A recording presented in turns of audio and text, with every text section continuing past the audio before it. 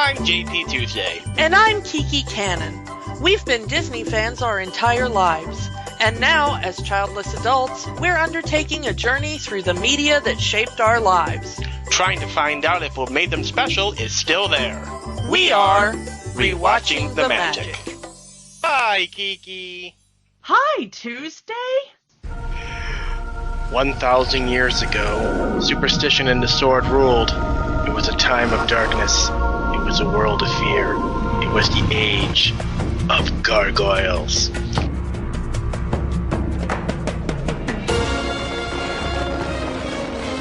Stone by day, warriors by night. We were betrayed by the humans we had sworn to protect, frozen in stone by a magic spell for 1,000 years.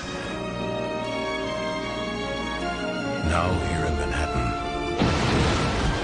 the spell is broken, and we live again.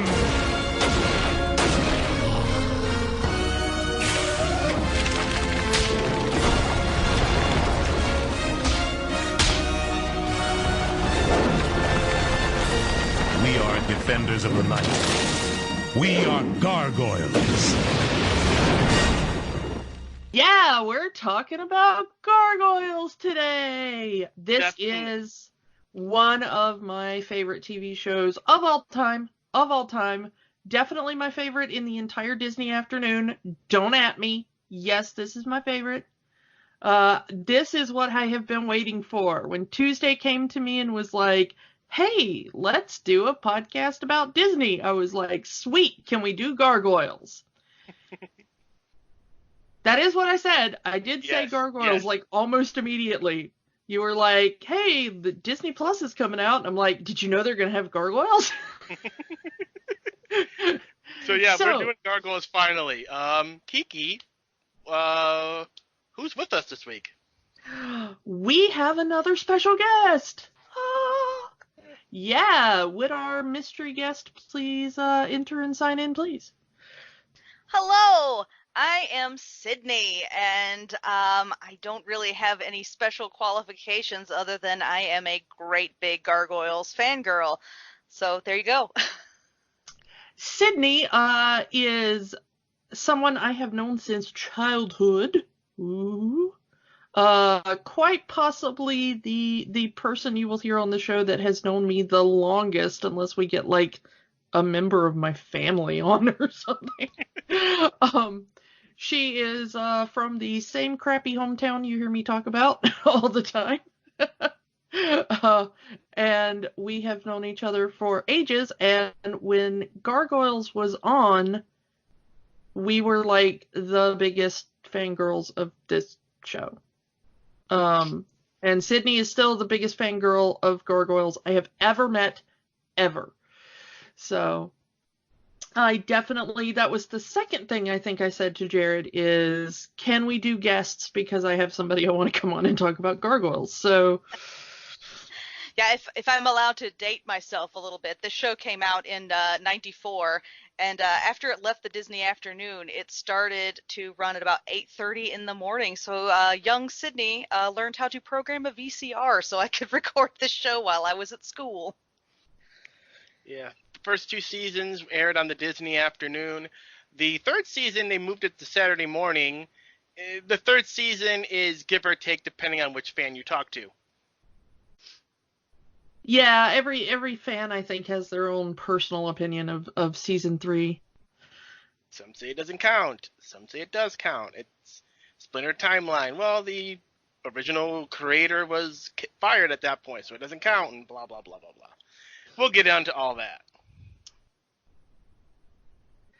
So, let's talk a little bit about how this show came to be. So, and in order to do that, we do have to talk about the creator, Greg Weisman. Comic book creator. Did a lot of work with DC and Marvel. Just came to Disney, had his idea. Originally, from what I've been able to find, this was not supposed to be the drama that it ended up being. It was supposed to be a slapstick comedy show. Very more like Darkwing Duck in a way. But Yeah. yeah, go ahead. Yeah, Gummy Bears is often cited as an inspiration for the original show. Mm. Yeah, but then a little show that went on another network called Batman the Animated Series happened, and Disney kind of wanted a bit of that. Yeah, Batman the Animated Series was, for anybody not of our generation, that show was like a bomb going off in the middle of our lives. Like, just everything kind of stopped, and everybody was like, "Have you seen this new cartoon?" It is like nothing that was on TV at the time. And it was certainly, I think, like nothing we had ever seen before. It blew our little kid brains. Yeah, if you were a kid in the 80s or 90s, you mostly had slapstick comedy cartoons, and you had a little bit of the serious stuff. I mean, dating myself, He-Man and the Masters of the Universe, kind of, sort of that way, but it wasn't as well written. Very simplistic stories, and every story kind of wrapped up in one episode, and you kind of forgot about everything in the previous episode into the next. And at least with Batman, started more serialized storytelling. Events of past episodes would affect storylines in future episodes. And that's kind of what happened with Gargoyles. And if you missed an episode of Gargoyles, you missed a lot. I mean, you had to watch every episode to get all of the story as it went on day after day after day, week after week. Oh yeah, this was easily one of the first serialized cartoons I think I ever watched. I mean, that and Batman the Animated Series. But those two, and Batman the Animated Series was not always serialized. There are many standalone episodes in that show. Gargoyles consistently built. I'm not sure that there are that many episodes that I would go like, oh yeah, you don't have to watch anything else to completely understand this episode. Even then, you would still get the previously on that will tell you everything that you need to know to watch this episode. Yeah, they were good about that. There is the previously on, and those have been kept on the Disney Plus. I noticed. Yeah.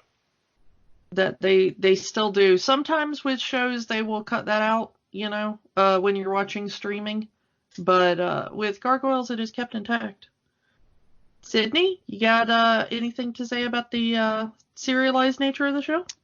Yeah, I totally agree. It was totally a novelty back then to have that kind of serialized storytelling, even in the Tick cartoon, if you're familiar with it, when there were similar things like Chairface Chippendale tries to carve his face in the moon, and then you see it there 3 episodes later. Everybody's like, "Oh wow!" So yeah, it was a pretty new thing, and it was awesome. And with Gargoyles, it was almost brought up to like the next level as characters' identities get revealed throughout the season, or their relationships change, or one person's character arc is affected by somebody else's. And I thought that was pretty rad. Like we're going to be talking, I believe, about the pilot episodes today, and there are some things that look like throwaways in this episode, and they're going to come back just again and again and again. Yeah. I mean, there is a grudge that starts in the first proper, regular season episode. That it continues for the entire series. They constantly reference what happened in what is basically episode 2, of the show. Let's just say what we're going to be talking about today primarily, and spoilers for an entire series that happened like 25 years ago, but anything's fair game, be warned. But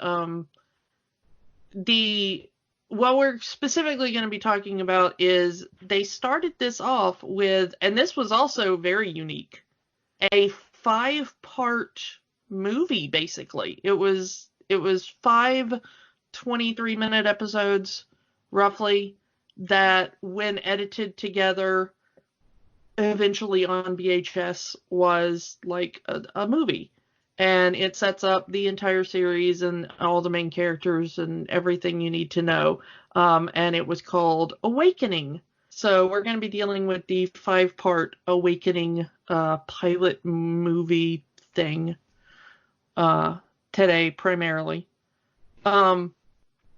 So let's talk about what was the big news in, at least I know, Sydney and my life at the time, was not only is Disney doing a dark modern fantasy series in the style of Batman the Animated Series, but who is in this series? And the answer to that is everyone. A literal who's who. But specifically, everyone from Star Trek. Star Trek. Yes. Everyone from Star Trek is in this show. Star Trek Next Generation mostly. But mostly, but there's Classic Trek, DS9. There might be some Voyager ones in there. Well, yeah, Kate Mulgrew. Yep. Is in there, so definitely some Voyager. Colmini got in there at one point, and Avery Brooks. So you got DS9. Michael Dorn kind of crosses the TNG DS9 there. Most of the regular recurring characters were from TNG, specifically Marina Sirtis and Jonathan Frakes. And but we do have Nichelle Nichols, Lieutenant Uhura from Classic Trek, is Elisa Maz's mother. Yeah, that is true. So we've got the entire spectrum of Star Trek to that point. And my favorite is Brent Spiner, but he doesn't appear. That character technically does not appear in these episodes. Yes, technically. Technically. Yeah. So that was the big news in our lives, because we were massive Star Trek fans as well, and then we kind of heard through the Star Trek fan grapevine, fan magazines and stuff, that like, hey, they're going to be in this Disney show too. And I know that's one of the reasons I tuned in. I don't know what originally got you started, Sydney, but for me it was like, hey, Star Trek people are going to be in a cartoon. Yeah, I just saw, like every other kid, the intros, the trailers, there's the word I'm looking for, on Fox, and I just thought it looked amazing. The animation, the character design, the music, and I was just ready for it. Yeah, that theme song, which unfortunately never gets used in the Awakening pilot, sadly. That theme song is just baller still. Like, it is still. You want an awesome theme song. I want like a full, like, complete orchestration, overblown. Yeah, that was actually a conscious choice not to put the intro first on that one. They didn't want to scoop themselves on what the Gargoyles would look like and what they were going to do, so they wait until the end of the first episode to play the intro. Yep. I forgot what I was going to say. Sorry. No, it's all right. I'm easily excitable. Oh yeah, that's the thing. Like if Jordan Peele ever gets that movie done, maybe he can do that. You have a big orchestra version of that theme song. If I had like one frivolous wish right now, it would be like Jordan Peele's Gargoyles, because man, does that sound awesome to me. I am such a massive Jordan Peele fangirl. Just imagine what he did with Get Out and Us, and applying that to Gargoyles in a full PG-13 environment. Yeah, because there's not a kid right now, I think, that knows or cares what Gargoyles is. Everybody who cares about Gargoyles is our age. Mm-hmm. So I definitely think you could totally go PG-13. I mean, this show shocked me when it first came on, because right at the beginning, in the first couple of minutes of the very first episode, Xanatos says something about, like, give a man enough money and he'll march into hell. And I was like, they said the H word! There's a lot of, I mean, again, they kept that in Disney Plus. I had to make sure, like, are they going to edit this out because it's Disney? Or there's also a lot of references to the Bible. Yes, the biblical Goliath is referenced by Princess Catherine. Yep. Yeah. And eventually the show gets, like, straight up Shakespeare.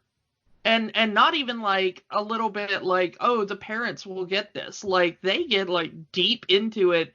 And I really respect that they just decided that kids will either just go with it with the show, or it will make them want to pick up a book and read, you know? It's like...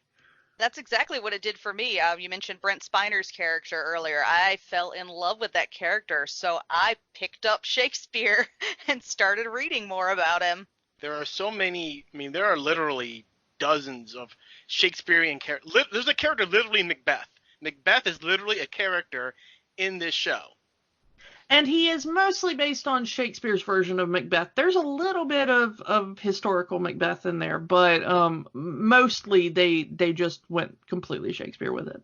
Yeah, Macbeth. I have to say that right now, I'm sorry to interrupt you, but I have to say that right now, I just realized that Goliath and Demona are staring at me as I'm talking, because I had sort of forgotten that I hung my Gargoyles Pop keychains on my computer, and I looked over at my computer tower, and they're just glaring at me like, are you talking about us? Do you want to get into the characters for a bit before we get? Yeah, let's All talk right, let's about do it. Let's talk about our main character, Goliath, played by Keith David. Keith David is a legend. You will respect him. He is right up there alongside some of the other greats, one of whom we will talk about a little later. Yes. So, yeah, you want to talk about a legend. Man, Keith David is a legend. If you're not familiar with cartoons, you know him as, like, and now you can join the Navy. Like, he's that guy. For years, he did the Navy recruitment commercials that you would see on everything all through, like, the 90s and early 2000s. My favorite role of his was They Live with Roddy Piper. They Live, if you have never seen it, has the single best fight scene in the history of cinema, and it is between Keith David and Roddy Piper. It is awkward. Yeah, it is awkward, it goes on far too long, and it's just one guy trying to convince another guy to wear a pair of sunglasses. I don't know about you, but if Keith David told me to put on some sunglasses in the Goliath voice, I would be like, yes, please. Sadly, it is Roddy Piper trying to convince you to wear the glasses, and he's not as convincing as Keith David. That is fair.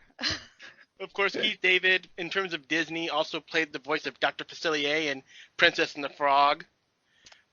Yep, that he did. We haven't gotten to that one yet on the show, but I'm sure it's coming. He's also the voice of Spawn. Yes. He is still the voice of Spawn, as he recently voiced Spawn for Mortal Kombat. Yep. So yeah, Keith David's a freaking legend. Let's talk about the character of Goliath, the leader of the New York clan, the Wyvern clan, however you want to. Which, depending on which Manhattan era. Clan, I think, is what we eventually settled on in the fandom, right? Yes, the Manhattan Clan. The Manhattan Clan. The Manhattan Clan. He at first he is the only one that has a name, because apparently gargoyles don't need names to identify each other. That does get confusing. Hey, you green one, come here. Which green one? That one. Well, Brooklyn says in the first, like, one of the first scenes, when a little kid asked him about it, he was like, "We don't need names." Well, how do you tell yourselves apart? We all look different. And then, well, what do you call each other? Friend. It's such a cheesy line, but still to this day, it makes me kind of go like, "Aww." Because, when you're like 12 or whatever, it's a little less cheesy, but, Yeah. So yeah, Goliath, the main character, if you want to call it that, the main gargoyle, he has a very big sense of honor, and he wants this union between the gargoyles and the humans, at least in the past. That the humans have their castle on what is essentially their land, and he makes the vow to protect the castle and all that reside in it. Even though the people inside it kind of don't want the help of the gargoyles, they're kind of scared of them. Which that's still going to be a thing, even in 994 or 1994. They look like monsters. We're scared of them. And that's something that stays within the entire series. It's his hope of living with humans. Yeah, I think that is Goliath's big motivations summed up there. Like, one, protect his people, and two, try to figure out a way to live peacefully with the humans. Mm-hmm. Yeah, and not always as, best friends. There are some times that we'll talk about later that he definitely doesn't trust them, and maybe he doesn't. It's a reluctant alliance sometimes. He just wants the peace, not necessarily the friendship at the time. Yeah, we'll get to the reasons. One of my favorite characters from the show was Lexington, played by Thaumatic Hernandez. Kind of the youngest of the group, but the one that's most adapt to modern society, especially machines and computers. Okay, I have to tell you something funny that I believed about Lexington for years. And I mean, like, into adulthood. And then once I was looking up something about it on the internet one day, and I went, wait, that isn't the same guy? I thought that Lexington was voiced by the same guy that was Piglet for all of our childhoods. What's his name? John Fiedler, I think is his name. Mm-hmm. He was also a character actor. He showed up in the original Star Trek series at one point. He's in 12 Angry Men. So the Lexington voice that Tom Cox Hernandez uses is, to me, very much like John Fiedler's normal speaking voice. Not his Piglet voice, but like his normal speaking voice. And so all through my childhood, I was just like, oh, that's obviously John Fiedler. And it wasn't until I was like in my late 20s or something that I discovered that wasn't the case. And my brain, exploded. So I don't know if anybody else ever had that thing, but I was convinced that there was nobody else it could be. So, because he even looked like John Fiedler. He's like tiny and bald, and it just, I don't know. All right. Anything else? Anyone else want to talk about Lexington? Interestingly, Lexington may be our LGBTQ representation in this series. Weissman has hinted that Lexington is probably same-sex attracted, but gargoyles seem to have like a different version of sexuality or whatever, so maybe he doesn't even understand that about himself. I don't know.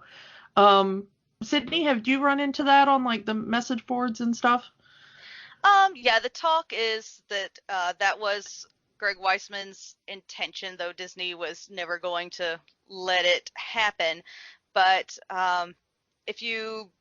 let's see, after the second series, the next part that's considered canon would be the Slave Labor Graphics comic book that came out, and you will meet a new character that is possibly rumored to be the one that would eventually have become Lexington's mate. So, yeah, do with that what you will. Yeah. Sydney has spent much more time on the boards than I have. For those that don't know, Weissman is infamous for his communication with the fan base. Like, this dude loves talking to fans and will answer almost any question you pose him, is my understanding. So you've met him a couple of times, haven't you, Sydney? I have, and I am a terrible fangirl who can't really communicate when I'm in person, but he does answer a lot of questions, unless he's always hoping that he'll get the rights back. There's a hashtag on Twitter, hashtag keep binging gargoyles, hoping that people will keep streaming it on Disney Plus, and maybe someday he can get it back and finish telling the story. So if there's a story element that he wants to tell but isn't ready to make public yet, he won't answer the question. But anything else about lore or history, he will absolutely go on and on about, and it's wonderful. All right. You want to go? You want to go on? Yeah, sure. Let's talk about Hudson, the eldest of the Gargoyles, the previous leader before Goliath, played by the legendary Ed Asner. Fuzzy Wuzzy was a bear. Fuzzy Wuzzy had no hair. Fuzzy Wuzzy wasn't fuzzy, so he changed his name to Ed Asner. Thank you. Sorry, little Dots poetry corner there. That's always been my favorite Dots poetry corner from Animaniacs. I absolutely love it. Yeah, Ed Asner, most famous for his role in the Mary Tyler Moore Show back in the 70s, but also more famous to Disney audiences, probably because of Up. Oh yeah, he was in Up. he was in Up for like a minute. No, he is the main character there in yep, Up. Carl Fredricksen in Up. Yeah. Yeah. And he was pretty much playing Ed Asner in that movie. He wasn't even acting. Yeah, it's just Ed Asner as Ed Asner. Sorry. Yeah, that's hard to say multiple times in a row. Ed Asner, yeah, Ed Asner, yeah. Yeah. Let's talk about the character of Hudson. The crotchety old... Again, Ed Asner playing Ed Asner. Yeah. But a Scottish Ed Asner. Yes. That is always the fun thing to me. One of the few characters that actually have the Scottish accent. Yeah, I don't know if Keith David could pull it off though. Well, it's explained away, saying that he is the one with the Scottish accent because when he was leader of the Gargoyles, he had the most interaction with the humans, so he picked it up along the way, whereas Goliath wasn't quite that close with them. So there's your explanation. Yeah, again, the one that's the most resistant to the modern world. He eventually gets to it, but it's like the whole thing about names. Like, he doesn't like the fact that everything has a name. And do you call the river a name? We call it the Hudson, and I'll be the Hudson too. There's a great joke that didn't make it in when Greg Weisman was originally pitching that conversation, when he says, "Oh, I will be the Hudson too," and then Elisa says, "Good thing we weren't facing east." Yeah. I love that you're like, he's very resistant to the modern world. He is, until he meets a recliner and a television, and then Yes. Hudson is all about the modern world. Well, when you're used to sitting on stone and wood, sitting on nice, comfy, reclining chairs, like, yeah, this is not bad. And then he turns on the TV, and since it is 1994, that could have been MTV he's watching, and just runs out of the room. Yeah. Well, he eventually finds stuff he likes. But, yeah. So who we got next? That would be the middle child, Brooklyn, played by Jeff Bennett. Jeff Bennett, another legend in animation. Yeah. Well, go into that. All right. You have asked for it. This guy, there are Tolkien novels with smaller word counts than this guy's acting bio. I think he's probably most famous for Johnny Bravo, but he's appeared in, if you've ever seen a cartoon, he's been there. Grim Adventures of Billy and Mandy, The Mighty Ducks, Animaniacs. He's all over the place. Fun fact, I mentioned The Adventures of Billy and Mandy in my master's thesis. I figured out a way to work it into my master's thesis. So that is kind of funny to me that I was able to kind of like name drop random cartoon in a master's thesis like that. But yeah, Jeff Bennett appears in this show a lot. Yes, in Awakening Part 1 through 5, he's going to play at least 4 characters, I believe I counted. Which Brooklyn, the Magus, Owen, and Bruno, the one of Xanatos' grunts. But yeah, and Keith David, I believe, only plays 3. So right now he's still in the lead. Well, we are talking about Brooklyn again. Of the trio, he is the middle child, and he's one of the most. He does also adapt well to the modern world. He adopts a lot of slang, as opposed to the other two. Like you see him saying "cool" and "dude" more than Lexington or Broadway. And Brooklyn, as we will find out later in the series, it's almost like they positioned Brooklyn to kind of spin off into his own series. And he was supposed to have one, I know that. Oh, yes. Mm-hmm. So Brooklyn kind of became that popular character, secondary popular character that people really liked and wanted to have his own adventures. And they tried. I mean, there was at least a pilot during the series where he was doing his own thing. And yeah, he's I'm sorry, go ahead. Right? No, go ahead. I mean, they all go through interesting character arcs, but his throughout the series is pretty interesting, where he goes from, like, you know, the fun-loving gargoyle to very much into a leadership role. If I had to, I'm a child of the 80s, so I'm going to compare every cartoon character to one of the 4 Ninja Turtles personalities. But since they're a trio, I'm going to say he's a pretty good balance between Leonardo and Raphael. Really? Because I was going to compare him to Michelangelo. See, I would have thought, I don't know, I would have thought at least at the beginning, Broadway would have been the Michelangelo character. I don't know. I think he's got that kind of, like, let's go out and party-ish kind of thing. Especially at the beginning. As Tuesday said, the use of slang and stuff like that. He always struck me more as, like, at least at the start, in this particular, you know, pilot, that he would have been more Michelangelo. But that's fair. To use another 90s show, I would say Beast Wars, he's more like Cheetor. And I say this because he's supposed to, you know, you kind of see him as, like, almost a kid, but then he kind of grows into a role of a secondary leader. Yeah, it is kind of funny because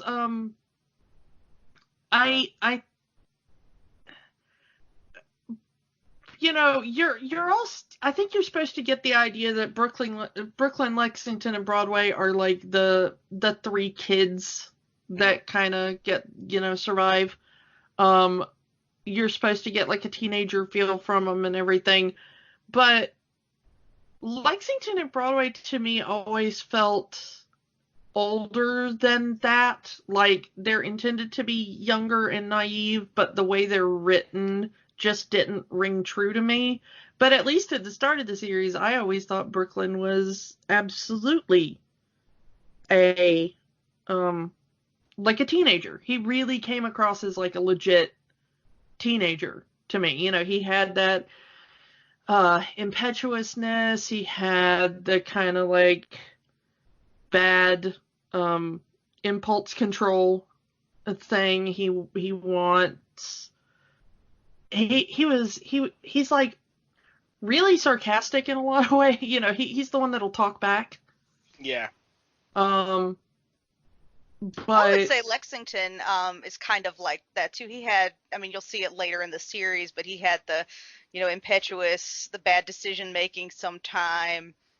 They're all meant to be, I believe it said around 994, just before the event. They're meant to be around 19, like they're warriors in their own right, but they're still not quite full adults yet. So yeah, that's teenager impression is absolutely spot on.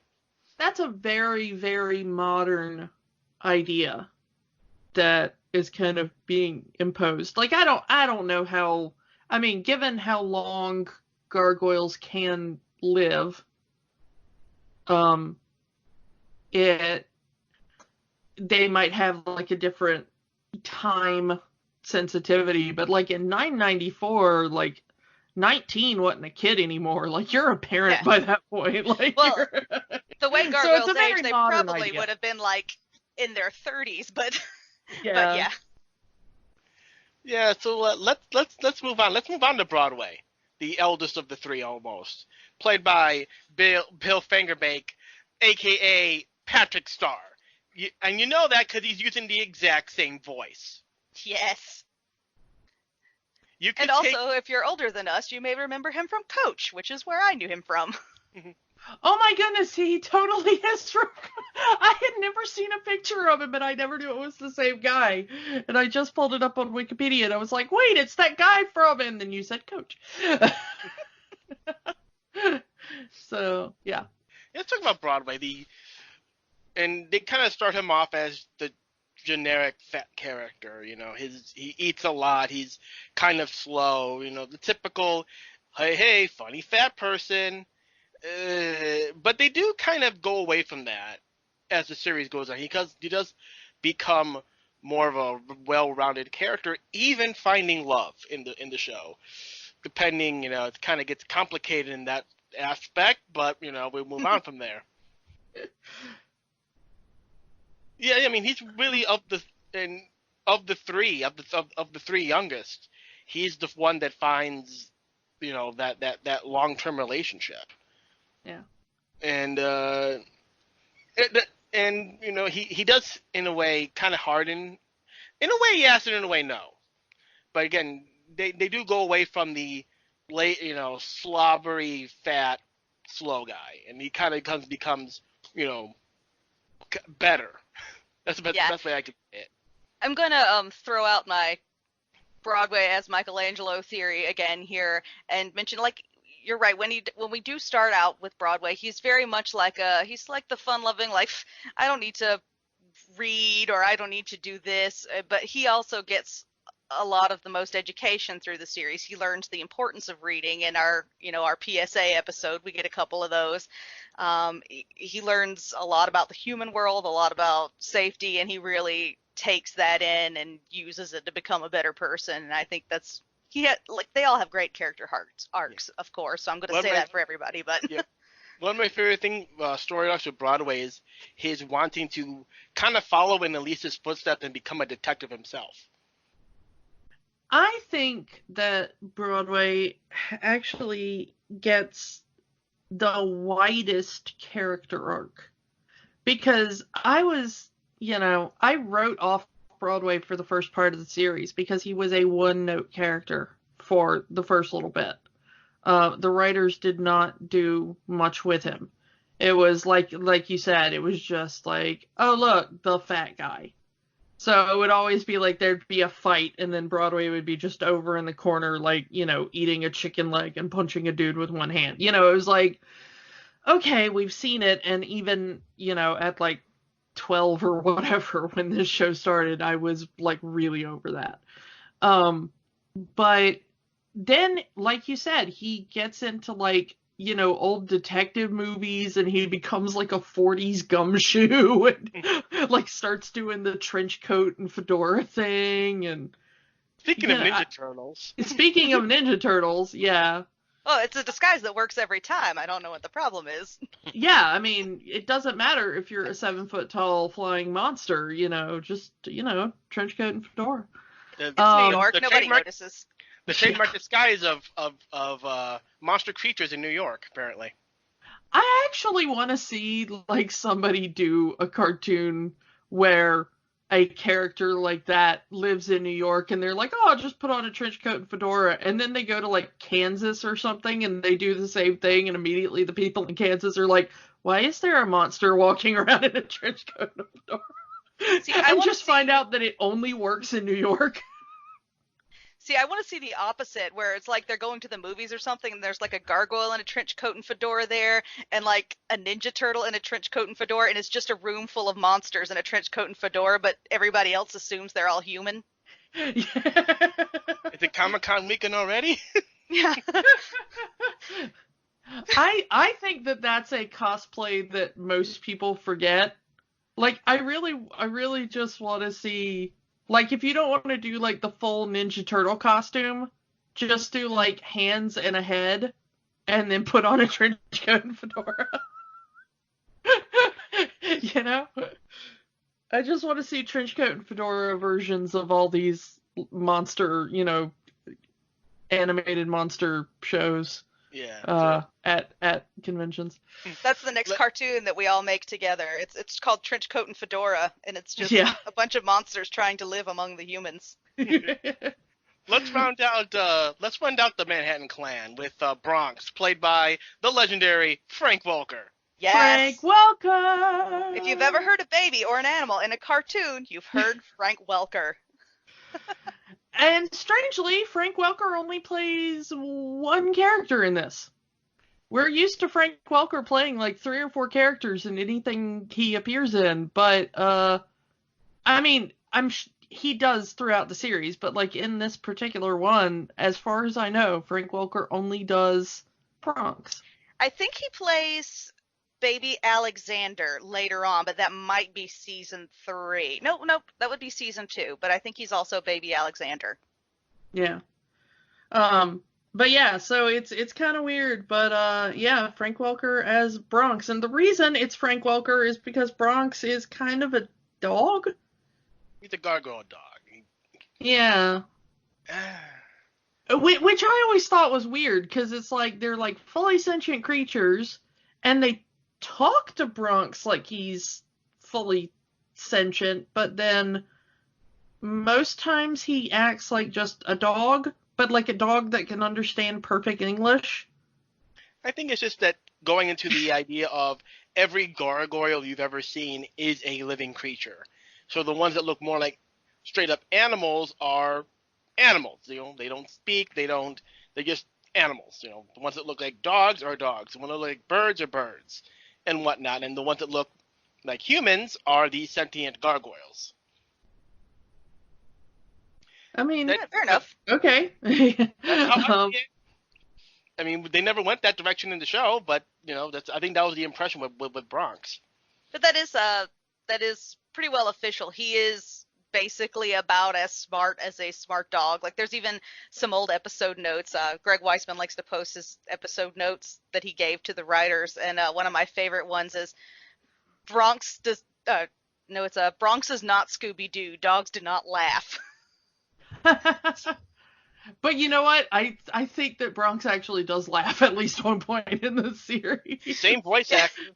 Yeah, same voice actor.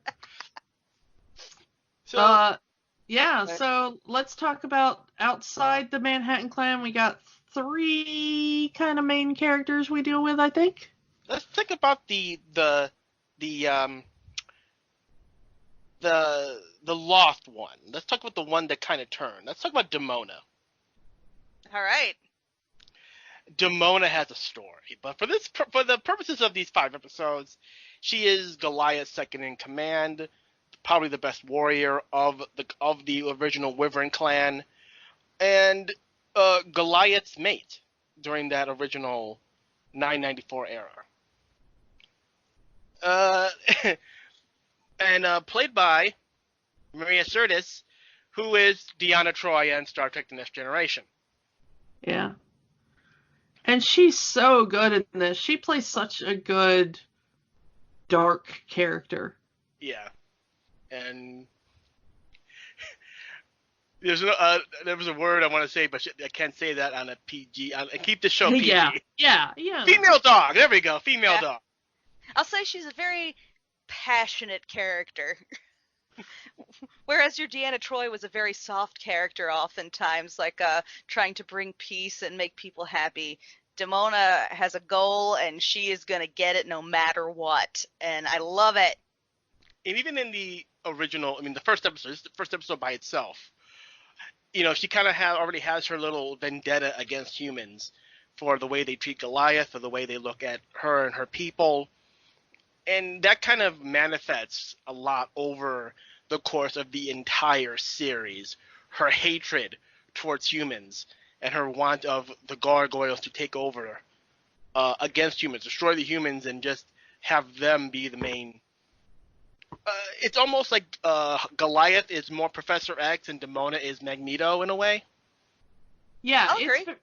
It's very much that kind of, when there is a an idea of civil rights or a group that has been oppressed, you get that kind of Professor X Magneto dichotomy. You get the group that's like, no, we should be peaceful and loving and all hold hands and sing campfire songs and hope they will come to our way of thinking. And then you've got another one that's like, well, yeah, that's fine if that works, but if they punch me, I'm going to punch back. And Demona is very much the, like, if you punch me, I will punch you back. Goliath might turn the other cheek. Demona will immediately be like, no, I will end your family line. Which I kind of respect.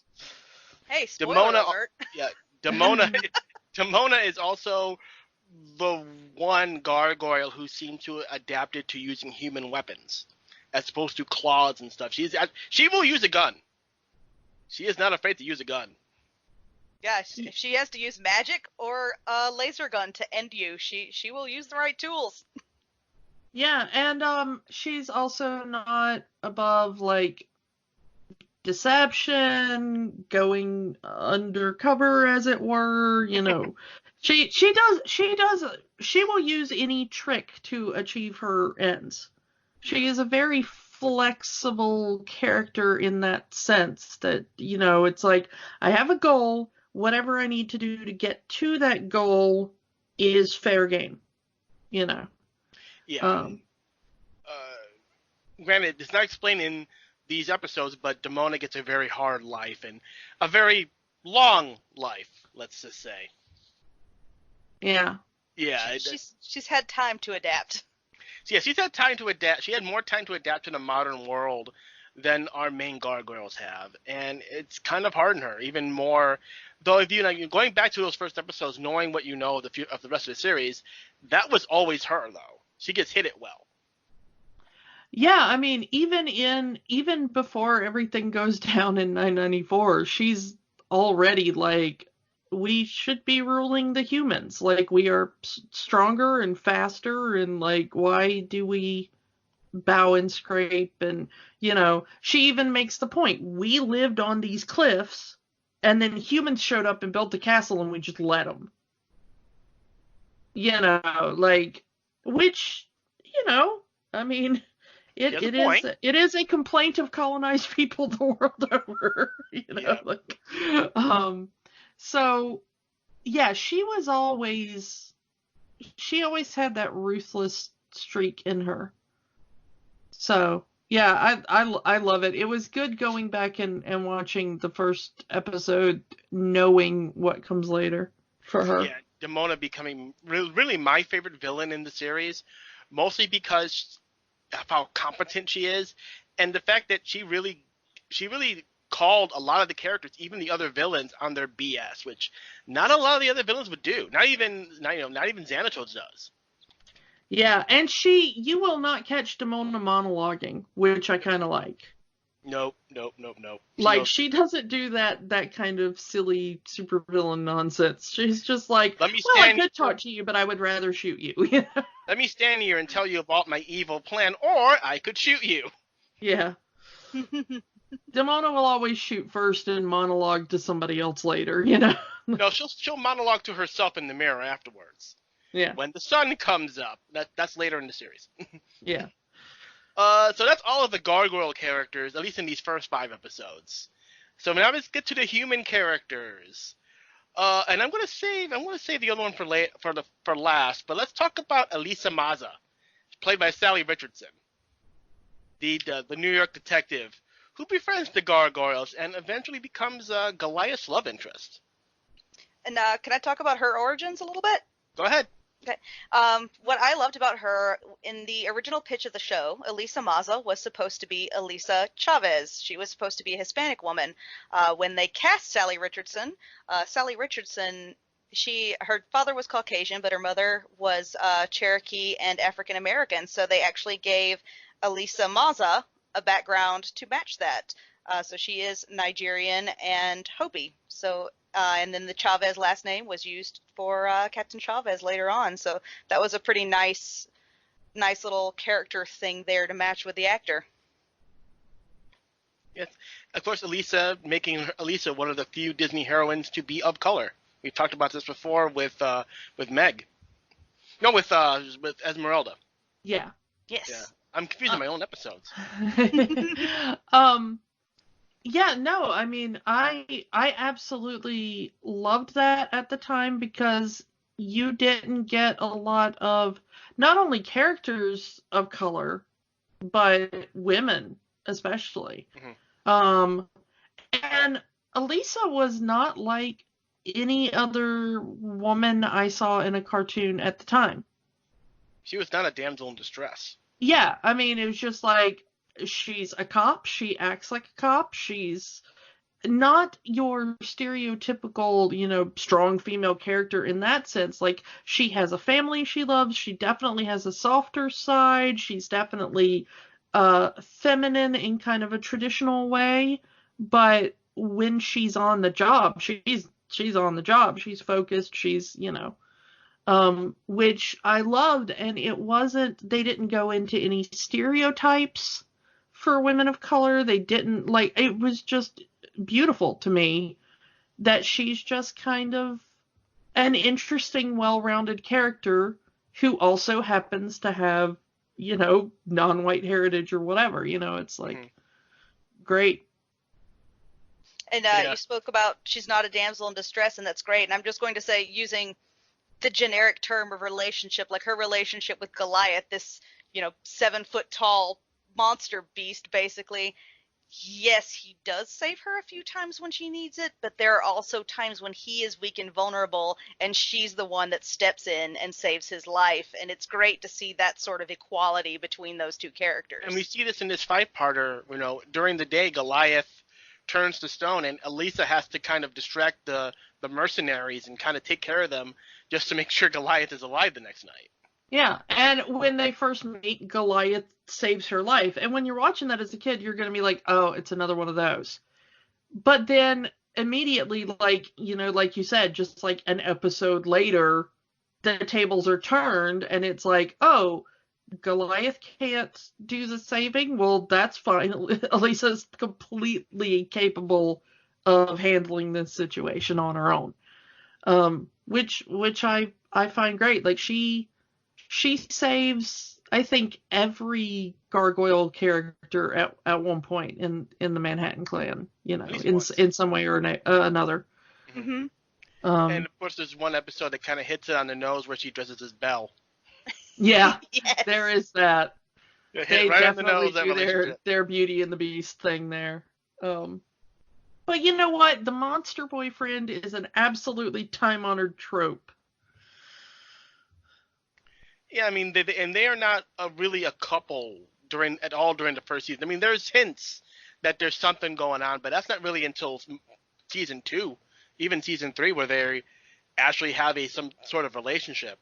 We don't know how far they go because it is a Disney cartoon, but it's implied that they are in some sort of relationship later on as the series ends.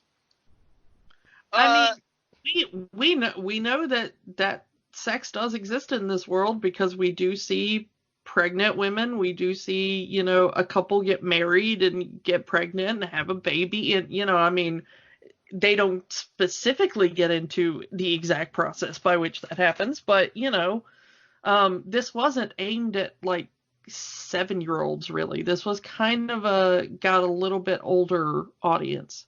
When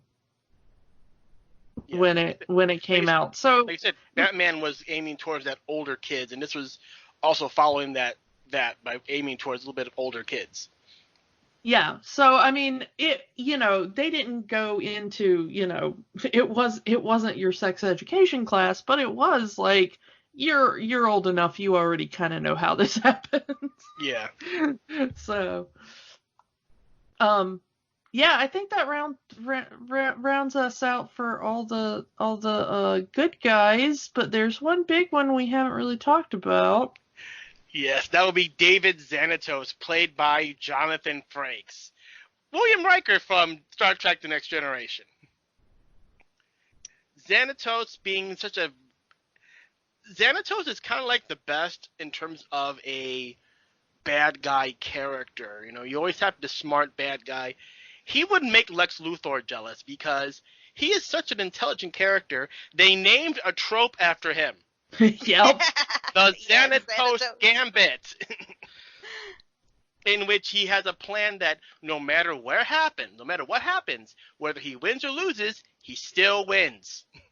That's how smart he is. That's how far ahead he plans, which is more than pretty much every other supervillain in television up to that point. Because you have your, like Skeletor, I'm going to get you, He-Man, you ruined my plans, but I'll be back tomorrow with a new one. No, it's like, you beat my guy. Great, you were supposed to. That means that now they're focused on him. Meanwhile, I'm going to get what I really wanted, and I'm going to start my real plan. Yeah, I mean, even at the end of the episode, you know what? I'm just screw it. You know what you were getting into. Even Yeah. at the end of the episode, when he's arrested, he's just like, yeah, I figured this was a reasonable outcome. Okay, what? You gonna give me like 6 months or whatever? Okay, fine. You know, like, I'm rich. he's already planned for that. Like, well, I could go to jail, but I am willing to accept that risk. That is a minor bump I can get over, you know. And he doesn't miss a beat, and he's not like, you know, curse you, I will swear my revenge. He's just like, nope, I planned for this. This is fine. Okay, just don't put the handcuffs on too tight, you know. Like. And yeah, and even later in the series, he's still pulling the strings from behind bars. Yeah, I mean, a good chunk of the first season, he's just still enacting his various plans from behind bars.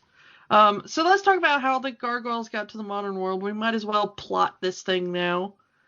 So, 994 AD, we are in the Scottish castle of Wyvern. The Gargoyles are protecting them from these Viking invaders. Led by... I want to talk about who they're led by for just like a couple of seconds there. Led by Hakon. Hakon is like a really kind of well-known Viking name, by the way, and I've never been able to figure out if it's supposed to be one of the historical Hakons that he's supposed to be, but the more interesting thing about him is that he is played by the Kurgan himself, Clancy Brown. Yes. I love me some Clancy Brown. We have talked about Clancy Brown a little bit before on the show. Clancy Brown is my boo, and I love him, and yeah. Clancy Brown's been in everything. Yeah, he has. I mean, you know, props to him as a voice actor, but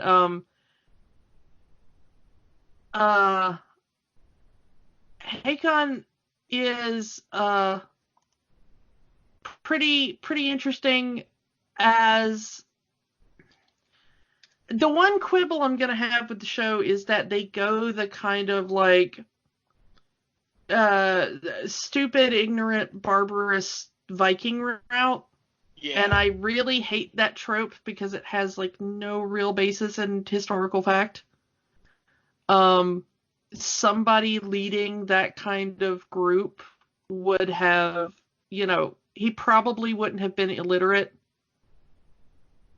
or have such a disdain for the written word as becomes a major plot point. Yeah, he's literally ripping out pages from books and burning them, saying, "I'm glad I never learned how to read." You know, it's like, I'm not saying that literacy was extremely widespread in, you know, the Norse world during the Viking era, but at least among like nobility and people who would be leading groups like this, like we get the feeling that he's maybe not a king, but he's definitely higher up in the noble chain there. And he probably would have maybe not read the same language the Magus was using, but, you know, there would have been a runic system, and there would have, you know, I don't know. I don't like the idea of, like, the dumb, ignorant, brute Viking that, like, you know, they weren't the D&D barbarian, okay? But I absolutely love everything else about his personality. That he talks about, I didn't get where I was by being stupid or taking chances. You know, he really does think about strategy. He, you know, so as a villain, I respect him. So yeah. And we say before, you know, you think he's a one episode or 2 episode character, but this character actually affects later on in the series. Pretty much other villains. The characters in the pack kind of descend from Hakon. Yeah. Specifically, I think we're supposed to believe that Wolf is absolutely, you know, kind of the, not necessarily reincarnation, but as close to the modern Hakon as you're gonna get, and also voiced by Clancy Brown. Yeah. So yeah, Vikings are sacking this little Scottish castle, and the Goliath and the Gargoyles protect it, and they have this feast, and like this is where we're talking with Demona. Like, they don't want the gargoyles eating at their table because they're ugly monsters, and this kind of starts with or Demona. Even in the room. Like, no. I don't even think the idea of food was even brought up before Princess Catherine's like, no, get out, you're beasts. I don't want to, you know. Which I thought was really interesting. She's like, beast in the dining hall. Meanwhile, there's like 4 dogs just eating off the floor in the middle of the room. They go out of their way in these early scenes to show you what an absolute bigot Princess Catherine is. Like, and the Magus as well. Like, the two of them are awful people.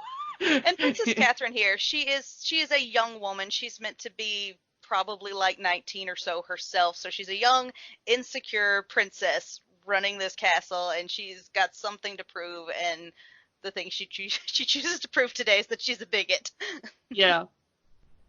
Yeah, let's talk a little bit about the Magus, who clearly, even in these early episodes, clearly has a thing for the princess. That does come up later in the series. Mm-hmm. So yeah, the Magus, the court magician, if you will, the sorcerer, has all these magic spells and whatnot that he tries to use, and you know, kind of protects his cat. You know, feeling that he could protect the castle in his own way with his spells. They don't need the gargoyles and whatnot.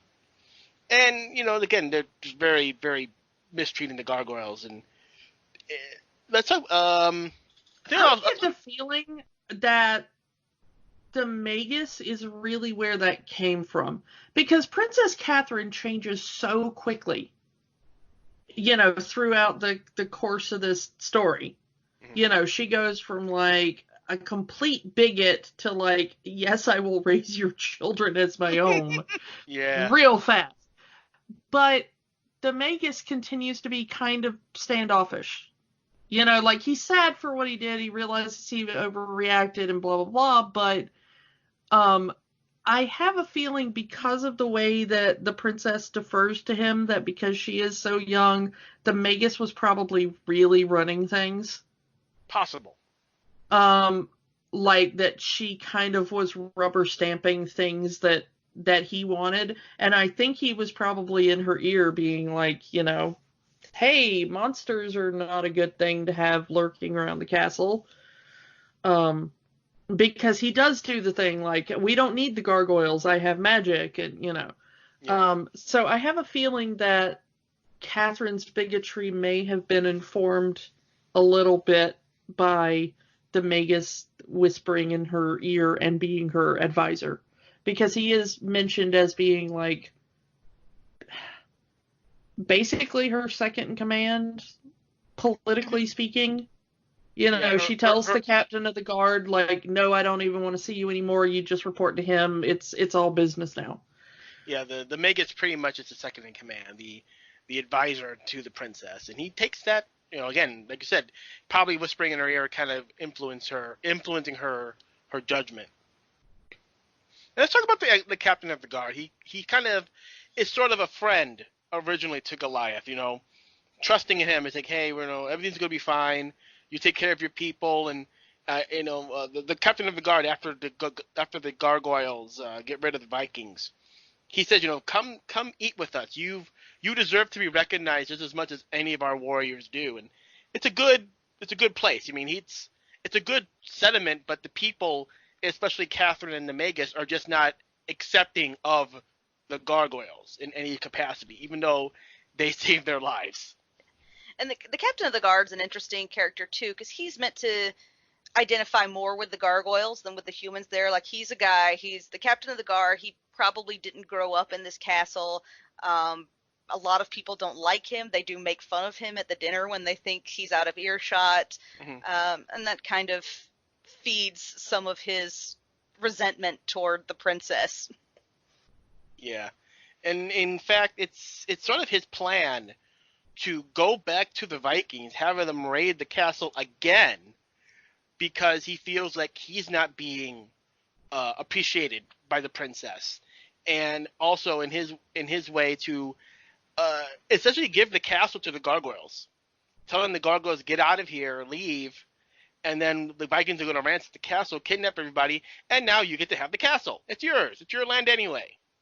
Yeah, he really does agree with Damona's idea of, like, we lived here first, it's our land, and he's like, no, I think that's legitimate,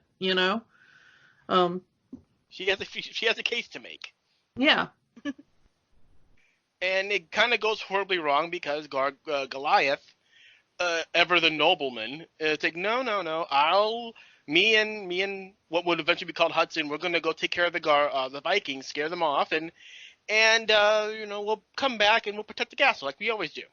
Yeah, everybody else stay here. Yeah. Yeah, so the plan kind of blows up in their faces because, again, it's all a distraction. The Vikings are back at the castle, and Captain of Guard tells them, don't smash the Gargoyles in the day because, they're not going to go after you if you leave them alone. And like you said, they just want the castle. They don't care about the humans, or the treasure. They don't care about the treasure. They don't care about the people. They just want their land back. And it's like, no, I'm not going to take I'm not going to take any chances, and just kills the Gargoyles in cold stone. That's a different character. Yeah. He just smashes them. And I do like how, even though it is the smashing of stone, it's not really gory, they make it look gory with the way the characters are reacting to it, and the way the shots are done. It's like they don't even show it happening. It's all off camera, as if you are seeing this brutal beatdown happen, and I give them credit for that. Well, and it also, as kids, we were sensitized to the idea that when the camera cut away, something unspeakable was happening. Yeah. There was always that moment in, especially kids media in the 80s and 90s, where, like, they needed a character to die and they needed someone to commit murder, but they didn't want to show, like, blood and guts on camera. So they would have somebody lift a weapon, and then it would cut to, like, a close-up of either the murderer's face or somebody reacting to the murder, but you wouldn't actually physically see the murder happen. You would never see the hit of the weapon or whatever. And we were so trained into that as kids as, like, if it's happening off camera, then it must absolutely be the worst crime imaginable. Like, you are doing something absolutely unforgivable. And so to have it filmed in that same way really humanizes the Gargoyles, I think, for somebody of our generation. Yeah. Like, this isn't some monster that you can show dying on screen, because we didn't care about monsters. The censors didn't care about monsters as long as you didn't get too gory. Just color the blood green or something and it's fine. You can show it getting its head cut off. But you couldn't do that to an actual human. And so to treat the Gargoyles as if they were humans made us think of them like that. Like, their lives really do matter. They're not just interchangeable monsters. Mm-hmm. And and that kind of kicks them in the end because Goliath and Hudson return. They see all of the people have been kidnapped, and all of the gargoyles have been crushed, destroyed, and they want their revenge because, hey, you killed my people. And the best line reading of Keith David's career. My angel of the night. Like the way he just lingers on the word night. Like it's such a There are two major lines that I've always remembered, even when I was a kid and it wasn't like immediately available to just watch whenever I wanted. There were two lines from this episode that just the way the voice actors did the read on them have always stuck with me. And one is the "My Angel of the Night," and the other one is when the princess goes, "Oh, Magus, what have you done?" It's just those two lines. For some reason, the way the actors speak those lines just absolutely drilled into my little kid brain and would not leave me. Yeah, and in this episode, we also introduced a little boy named Tom, who you think means nothing. Oh boy, he becomes a big part of the story later on. This is the same little boy that was talking to the trio a little bit earlier about names. Yeah. Exactly. Yeah, and it's like you think this little boy, he's this little boy character. It's for the kids. We don't even get a name, I think, in this episode. No, we do actually. He introduces himself as Tom. Oh yeah, that's he says, right. I'm Tom. He says, What's I'm yours? Tom. What's your name? Yeah. Okay. Yeah, and who would have known that this little character that we meet in episode 1, this little insignificant little boy, would become such a major character later in the series? Yeah, not even like a noble child, just like some random peasant in the crowd. Yeah. And that's like we said, that is one of the great things about this show is that it builds. And even like adult television was not as tightly sequential during that time period. No. Like today.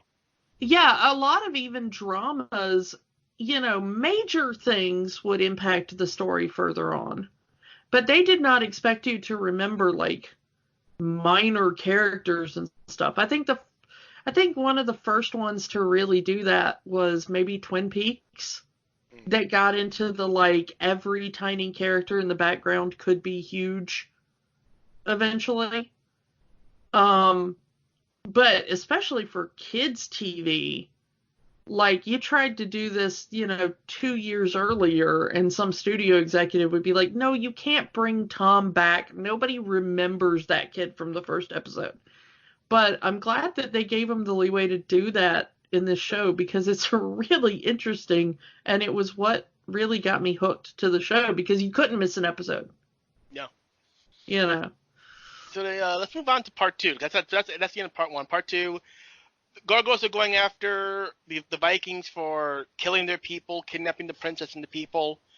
And the Magus kind of thinks that because the gargoyles are interfering, that the princess is now dead. So he blames the gargoyles and he puts them under the spell to freeze them in stone for until the castle rises above the clouds is the verbiage that they use. And the counterspell is missing because Hakon burned it because he didn't want to read. Yeah. But eventually they save the princess, but now it's like Goliath, like, oh, you've cursed my people for no reason. The last people I have, now I have no one. And that's another big moment right there where he realizes in that moment he is the last of his kind. Yeah, and it is. It does make me wonder though, because like not 10 minutes after this in the episode, he goes, "All the eggs in the rookery will soon hatch. You must care for them." I'm like, dude, you have a giant brood of children about to be born. Like, you will not be the last of your kind for much longer. much longer. You know, like in a couple of months, maybe you're going to have. I mean, granted, you'll be the oldest of your kind, but you won't be like the only one. And you're gonna leave all of these children in the protection of the humans who just did you so wrong. Like, maybe he just didn't want to raise kids. It's like, I'm a warrior, not a parent. You raise them. Goliath is looking at his life. He's like, okay, my mate's been killed. All my friends have been turned to stone. I've been denied everything, even my revenge. Which is also another great line reading from Keith David. But, you know, and he's like, how could things get more sucky? Oh, crap, I'm about to be a single parent. Nope, put me to sleep. I want to be stoned. And it's so sad, though. Like, he suffered through this trauma, and he asks the Magus to cast his spell one last time. Like, this, like, to them, the castle rising above the clouds, that's basically death. He's just giving up completely, and it's never. so sad. Yeah, it really is probably the lowest point we ever see Goliath in the entire series, and really understandably. And really does set up his now distrust of humans, because, you know, you can help the humans all you want, but they'll turn on you in a second. Yeah. I absolutely, I love that they kind of dealt with such a dark theme right off the bat. You know, that you basically have a character committing what he thinks is suicide. Yeah. In his brief. You know, like, oh yeah, that entire giant stone castle is somehow going to rise above the clouds. Sure. Fast forward 1,000 years, enter David Xanatos, he buys the castle, and he literally raises it above the clouds on his own skyscraper building, just to see if the legend was true. That is some money right there, to have so much money to say, oh, I want to see if this legend was true. Here's a couple of $1 million to buy this castle, to move it brick by brick and completely reconstruct the castle on top of this building that I own. The Erie building. Yeah. However, again, spoiler alert for a show that's been out forever, that wasn't exactly his motivation. We find out by the end of this episode that somebody tipped him off to the fact that that story absolutely was true. And if he could meet the terms of the spell, absolutely the gargoyles would come back to life. He wasn't doing this on a, like, that's the story he gives the gargoyles. Yeah. And there's a lot of things that happen. There's a lot of, well, this is the story I'm telling them, but here's the real story. Well, that happens so much in this show. Well, that's the story I told you. Well, here's the real story. Well, that's just the story I told him. The real story, you know, it's yeah. And that's part of the Xanatos gambit, to always have a backup plan for your backup plan, and have a lie to cover another lie. And yeah, he brings the gargoyles back to life, and now they're 1,000 years later. They're in 1994 New York City, and what are they gonna do now? You know, everyone that they knew is gone, and now they have to start these new lives in a world that they don't know. Yeah, literally in the new world. Yeah. Like, they went to sleep before anybody in Europe really knew that America was there.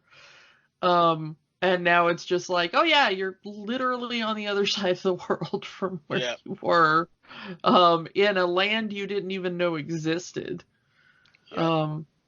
So yeah, you kind of feel bad for him, and it's like, oh yeah, and technology has advanced 1,000 years, and literally everything we do looks like magic to you. Yep. I mean, and again, it's where you start to get with Lexington kind of understanding what machines are, kind of sooner than you would think he would, but he kind of he kind of catches up. Yeah. Lexington like seems like he's got magic in that sense. Like, Lexington almost immediately is like, yes, I completely understand how all this technology works. I'd like to talk about the technology in this one. My favorite part, this absolutely takes place in 1994, but it's still got sci-fi elements in it. So you've got your laser guns, your floating fortresses, that sort of thing. But a lot of see... cyber technology, like cybernetics and stuff, and people get implants and upgrades. You're going to see Lexington playing with like a clunky laptop, or someone might talk on one of those giant old cell phones. So it's strange how the technology is super advanced, and yet the show does have a little bit of dated stuff in there sometimes. But we also get the sense that the sci-fi elements of the show are only available to those with great wealth. Yes. Yeah. That there very much is like the technology that everybody uses, which for the most part is what the Gargoyles have access to. And then you get the idea that Xanatos and some of these other people that they come across with money are playing a completely different game somewhere. Which is a good thing to teach small children of like, yes, it is absolutely rigged, and the rich are not playing by the same rules as you are. Yep. So yeah, now we have and it's sort of part of the gambit. Part of the con is that as we find out later, Xanatos ends up rigging a takeover, a hostile takeover, really hostile takeover on his own building. Hires these mercenaries to attack him just to gain the trust of the Gargoyles. And again, it's necessary evil for, again, Xanatos doesn't care. If he gets shot, guess what? The Gargoyles will protect him, he'll get their trust. If he defeats them, the Gargoyles will gain he'll get to gain the Gargoyles' trust, he'll win out of the way.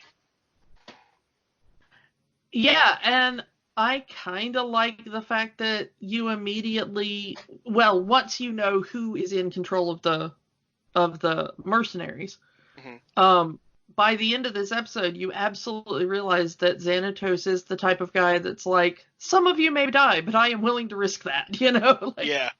I mean, he absolutely sends his own people in to what is probably certain death. I mean, he's heard stories, at least, of the Gargoyles and their fighting prowess and their abilities. And he's like, sure, let's test that for real using other people's lives. Yep. Which ain't that like a rich person. Yep. Moving on. Yeah, and then he gets the plan. Oh, this was all a plan, and they stole these discs from me with this technology that I need.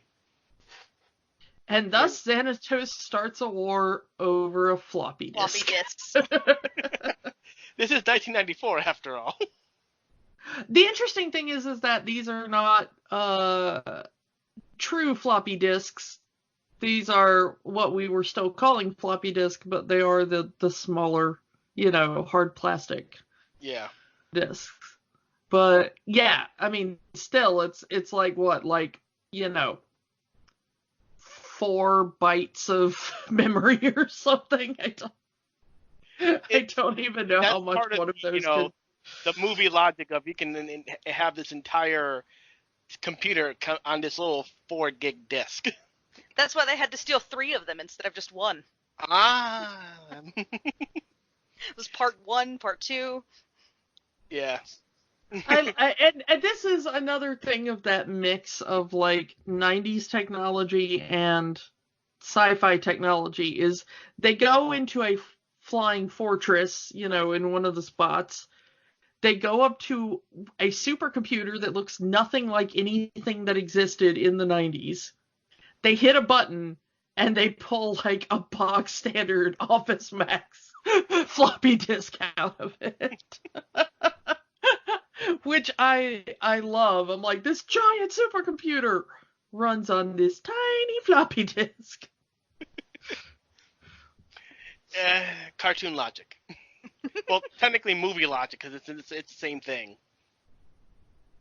So yeah, that's all his thing, and let's see. And as this is happening, as the mercenaries are attacking, we see Elisa Maza on the ground with the cops, just watching as this laser fight is happening at the top of this building. Which they don't even know what's going on, because it just looks like lightning to them. Yeah. From the ground, I love the way they do that the cops really have absolutely no idea what's going on because it's a cloudy night and the laser fire and explosions and stuff are looking more like thunder and lightning, except centralized over one building. So they know it's not a natural weather phenomenon, but they can't exactly tell what's going on. And then giant stone blocks start raining out of the sky and crushing cars and things. Yeah, and people are just hanging out on the street watching it happen. Like, oh, this giant rock just fell off of the tallest building in New York. Better hang out and see if it happens again. But you know what? You absolutely understand now that humans would do that. Like when you're a kid, you're like, why weren't people moving? And now you're like, no, they would literally stand there until a rock crushed them. If it was modern day, they would all be taking out their cell phones and recording it. Yeah. I do love this because this has possibly the most 90s line in the entire episode, yes. Which is when Elisa says, you better back up before you turn into street pizza. Which is a line I don't think anybody has said since like 1998. Like, I'm pretty sure that was officially the death of street pizza. Yeah, let's fast forward on that one to the meeting of Elisa and Goliath. And just, the Goliath, and she's startled for a minute, but then she kind of runs with it. Okay, this is a big hulking monster guy in New York City. All right, we're going to go with it. Well, I think it helps that she sees him, she's terrified, she forgets where she is and backs herself off of the tallest building in New York, yeah. Plummeting to her certain doom, and then the monster saves her and gets her somewhere safe, and she's like, oh, and it can talk. It's obviously got empathy. It didn't actually mean to do me harm, or else it wouldn't have saved me. Mm-hmm. I think that her reaction then is understandable. Like, she's obviously still freaked out. Like, through this whole thing, every time she sees Goliath, they kind of animate her to have that little, like, oh crap, yeah, right, I forgot you were 7 foot tall and blue, and, Meanwhile, throughout all of this, Goliath is just, like, 100% done. Like, he's like, oh god, another human fell off a building. Like, he's not even, like, mad or happy that a human cares. He's just over it all. Yeah, well, and it happens twice by the end of the story, and, like, by the second time, he's like, can you please not fall off of any buildings anymore? It's like, to him, 10 minutes ago, his entire family was turned to stone by a human, and now he wakes up in a whole new world, and here's another human, Yeah. While humans are trying to kill him. Yes. I mean, like, actively trying to kill him with magic he's never seen before. Yep. I do love the part where they throw a grenade at the gargoyles, and Lexington just picks it up, looks at it, doesn't know what it is, and just tosses it over his shoulder. And it explodes behind him, and they're like, oh, weapon, okay. But I like he just looks at it and he's like, rock, a cannonball, or what? Yeah, I don't care, we got a fight to do, Yeah. Because it's such a good little character moment, because it shows his curiosity about things, but then it also shows that he's like, oh right, I'm fighting people, yeah, I'll deal with that later. Yeah, so then and then Elisa wants to find out more about Goliath, and Goliath kind of wants to find out more about the new world he's in, and they do meet up, have their little conversation. The beginning of what would eventually become their relationship. Yeah. And it's a good thing at this point that Elisa is a cop, because it never really occurred to me before, but like, Goliath just picks out another skyscraper and goes, I will meet you on that rooftop.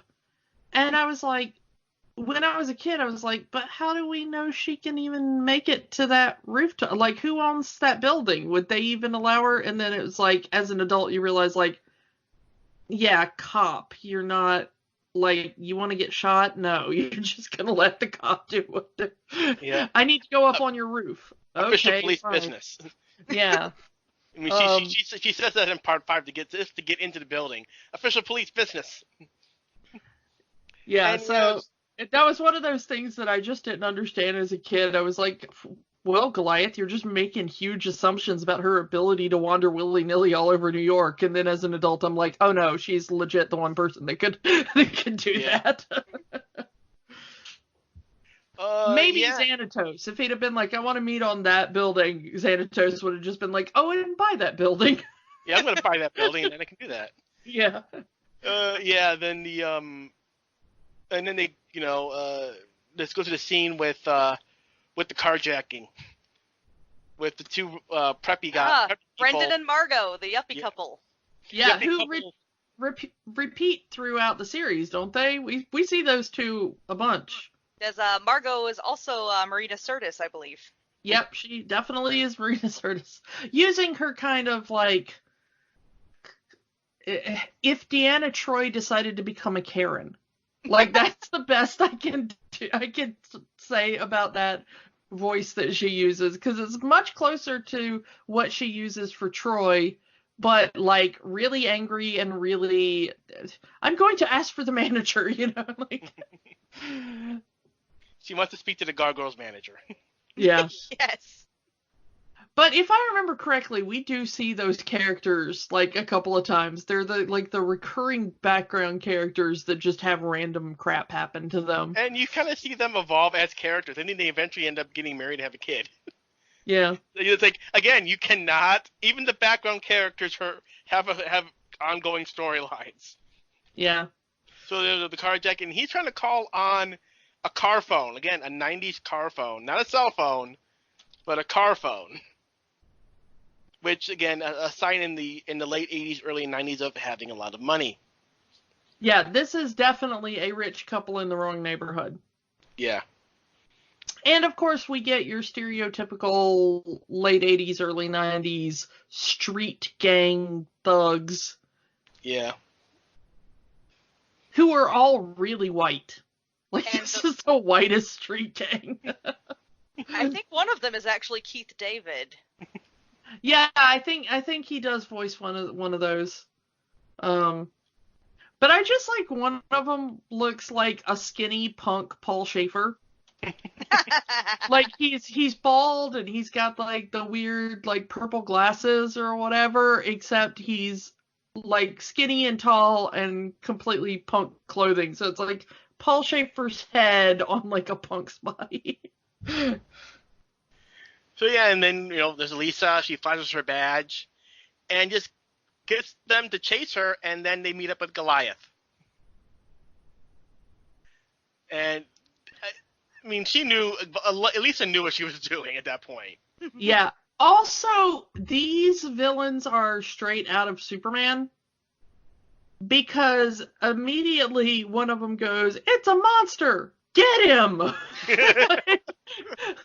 Like, I'm sorry, but if I turned an alleyway, like even if I was in the middle of robbing somebody and thought myself tough, if I turned an alleyway and there's like a 7-foot tall winged demon standing in front of me, I'd be like, you know what? I'm gonna go down a different alleyway. Thank you.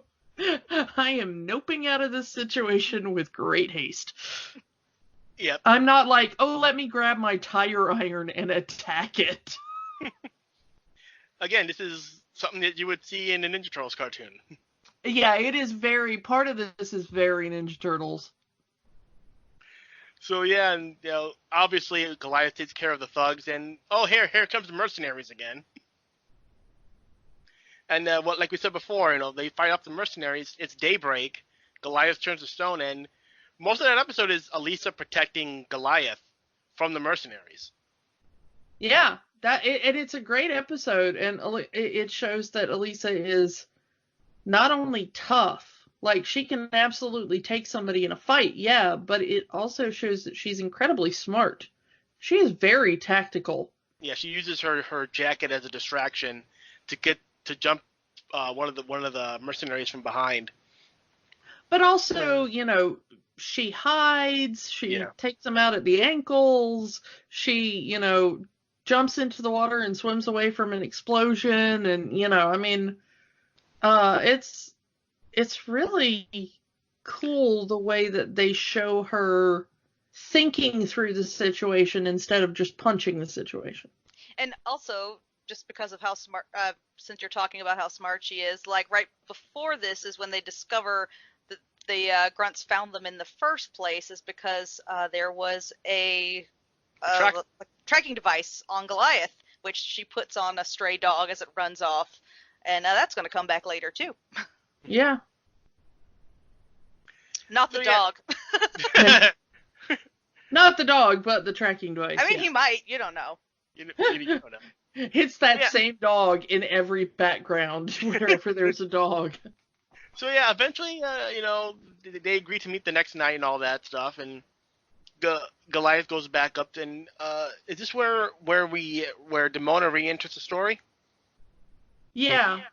Yeah. So we finally get Demona back in there, and Goliath is completely dumbfounded because, as far as he was concerned, she was dead.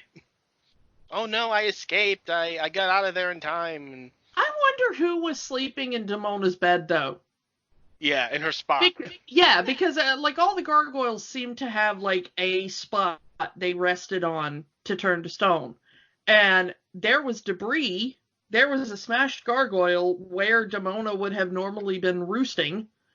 So who was just like, oh, Demona's not here. I'll take her bed. She had the good parapet, and there's been a fight, and... Yeah. There's somebody that's like, I've always wanted her view. Like, why does she get the good balcony? Down in the basement. Don't even have a view. Takes the sun forever to actually touch where I am, and let me tell I always wake up 15 minutes later than everybody else. Yeah. I wonder if it's like a promotion thing, because like Goliath's the leader and he sits on the very top. Like, so if you move through the ranks, do you get to sit higher up? Yeah, I guess. Yeah. So and Demona kind of trying to convince him, hey, let's do Xanatos' plan of going after these discs and all that, because he brought us back to life. We owe him that. And originally, Goliath. Let's talk about how Demona got there, though, because the story that they tell is that she got lost, spent the day somewhere, and when she came back to the castle the next night, the Magus had already turned everybody to stone, and she begged to be turned into stone as well, like Goliath did. But that somehow her stone self had been separated, and I guess sent to a museum or something, or a private collector, where Xanatos saw it and bought it. Yeah. And when the rest of the gargoyles came to life, Xanatos is like, oh, and I figured if I just moved her statue to the castle, she might wake up, and she did. But we quickly find out that the real story is that she never went to sleep. She was part of the plan all along. She gave the captain of the guard the idea to let the Vikings sack it and let the gargoyles have the castle. And she has been alive this entire time. They explain it later on, but yeah, she never went to sleep. She's been around this entire time, awake, having that anger, that frustration, that vengefulness boil up inside her and kind of overtake her and become her life. And being crapped on by humans again and again and again. Yes. I mean, you said earlier she's had a tough life. Boy, has she had a tough life.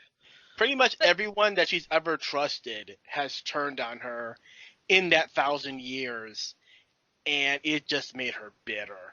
But usually, though, a lot of the stories is she turns on them first. It's sort of a preemptive, I know they're going to betray me, so I better do it to them before they do it to me, and then it just ends up real bad for her. Yeah. Yeah, I mean, that's true.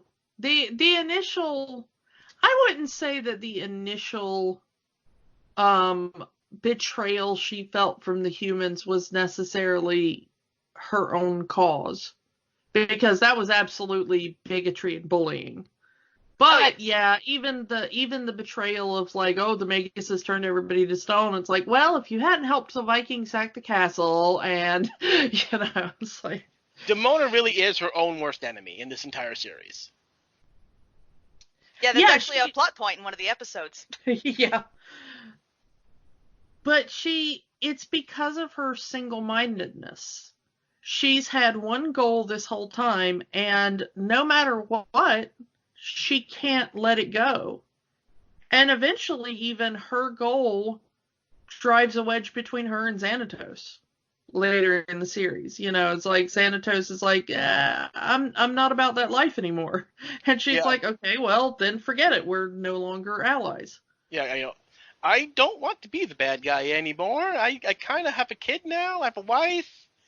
I'm gonna not be a bad guy anymore. It's like, and Demona she cannot let that vengeance go, and it's that line is Goliath says the line, "Oh, this is all your fault. All of this happened because of you," and just Demona cannot accept that. Like, no, it's the humans that did this. They did all of this, and her need for revenge against humans just consumes her. It's like nothing is more important to Demona than enacting this revenge against every human that's ever lived. And even Goliath says, the humans that betrayed us are dead. We don't have anyone to take revenge up against. And her first instinct is, well, then their descendants will pay. Yeah.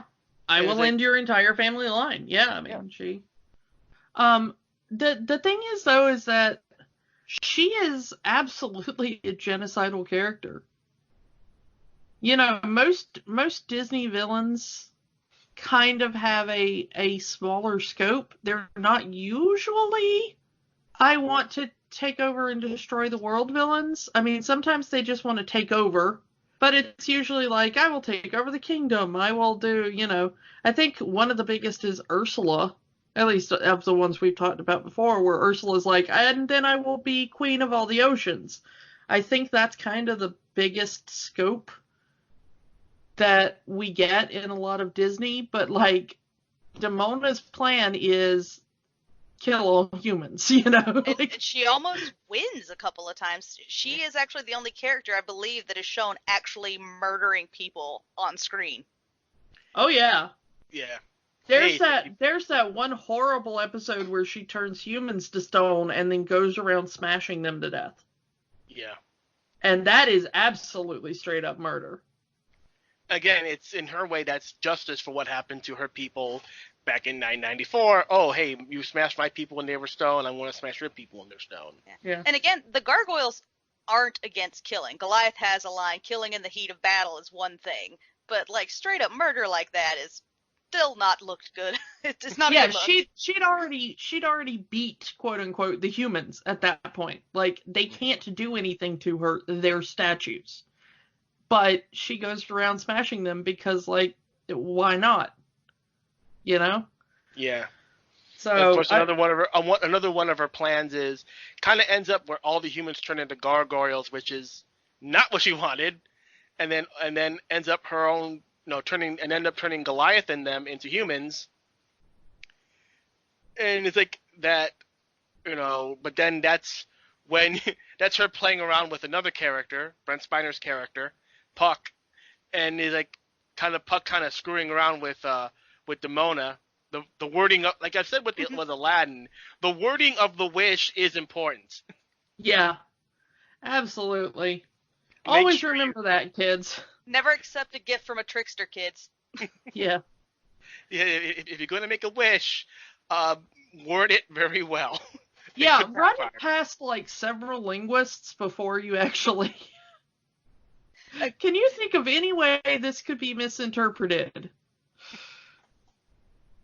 But yeah, Demona is definitely her own worst enemy, and pretty much the entire series is her fault. Happens because of her. And she is just someone that cannot take that responsibility, that if she had listened to Goliath in 994, none of this would have happened. But she just couldn't let it go. Even all the stuff that Xanatos does is pretty much Demona's fault, because Xanatos really only finds out about the gargoyles because of Demona. Mm-hmm. Like, he definitely... Sydney, correct me if I've got this wrong, but I think he found the book because of her and not her because of the book.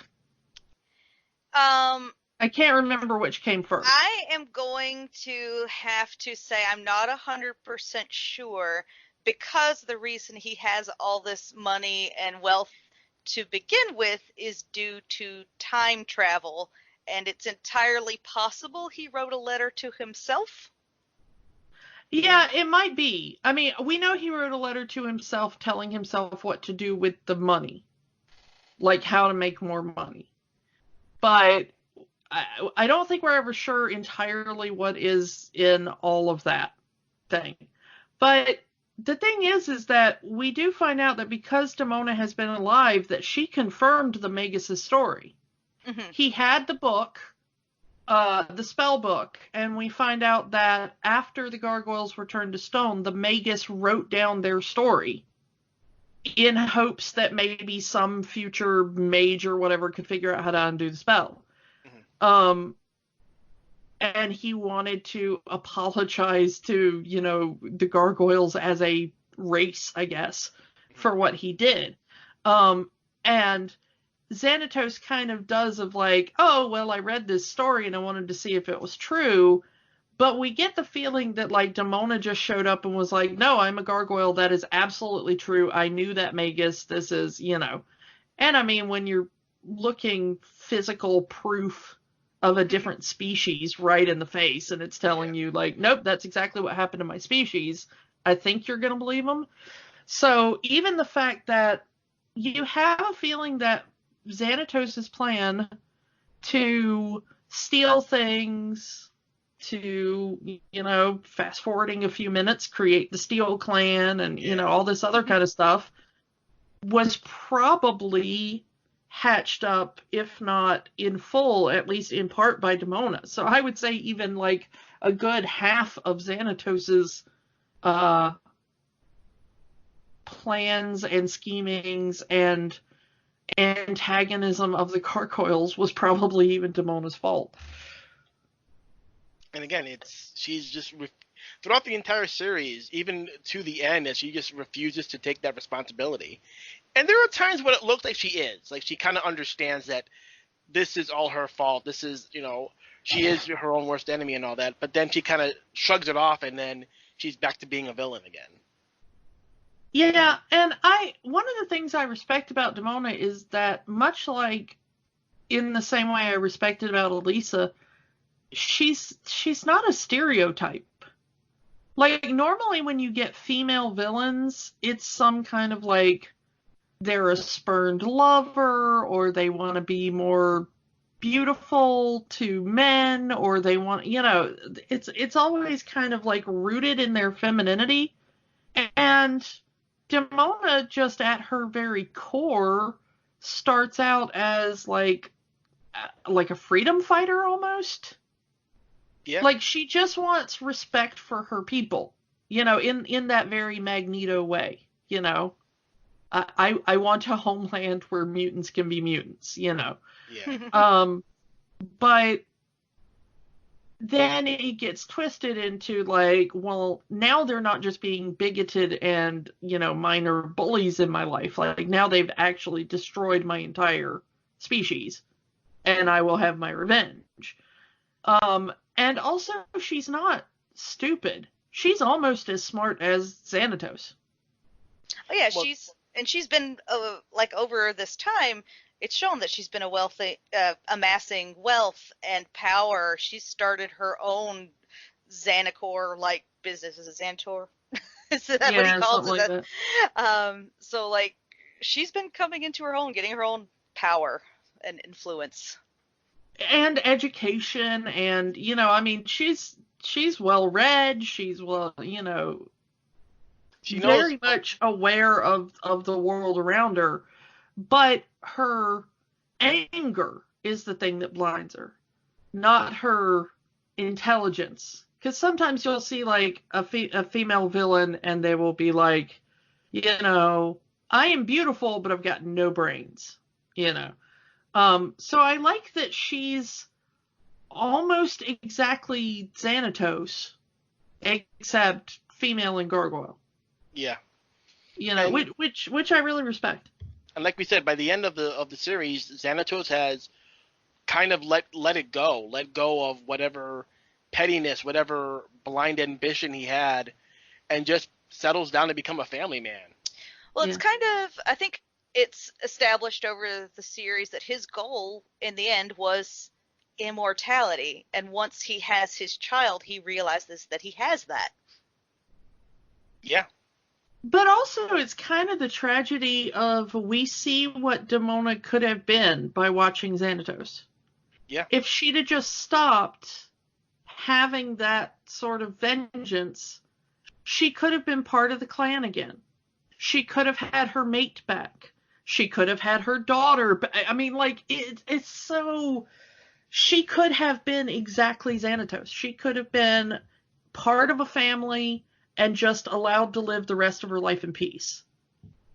But she never took that offer that she is given over and over and over again. Goliath, even though he already starts his relationship with Elisa, he still sees the angel of the night he knew back then in Demona, and tries to get her back into the clan. Like, you belong with us, we're your family, come back to us. And she's saying, no, you know, you've betrayed me just like everyone else has betrayed me, and I'm gonna get revenge on all of you. And all they want is, like, all Goliath wants is, you could say his mate, but in a way he wants his friend back. You know, he just wants this woman that, even though they're not mates anymore, he still wants a friendship. Something, you know, we can still be comrades. Just come back home. And it's like, no, she just does, and she just lets that rage, that blind rage with her, and then that rage blinding her, and it's her own undoing in a way. But here's the one thing I always wondered about the Goliath Demona, you know, love mate situation. Did Goliath ever really know her? I don't think so. I don't think so either. I'm gonna agree with that.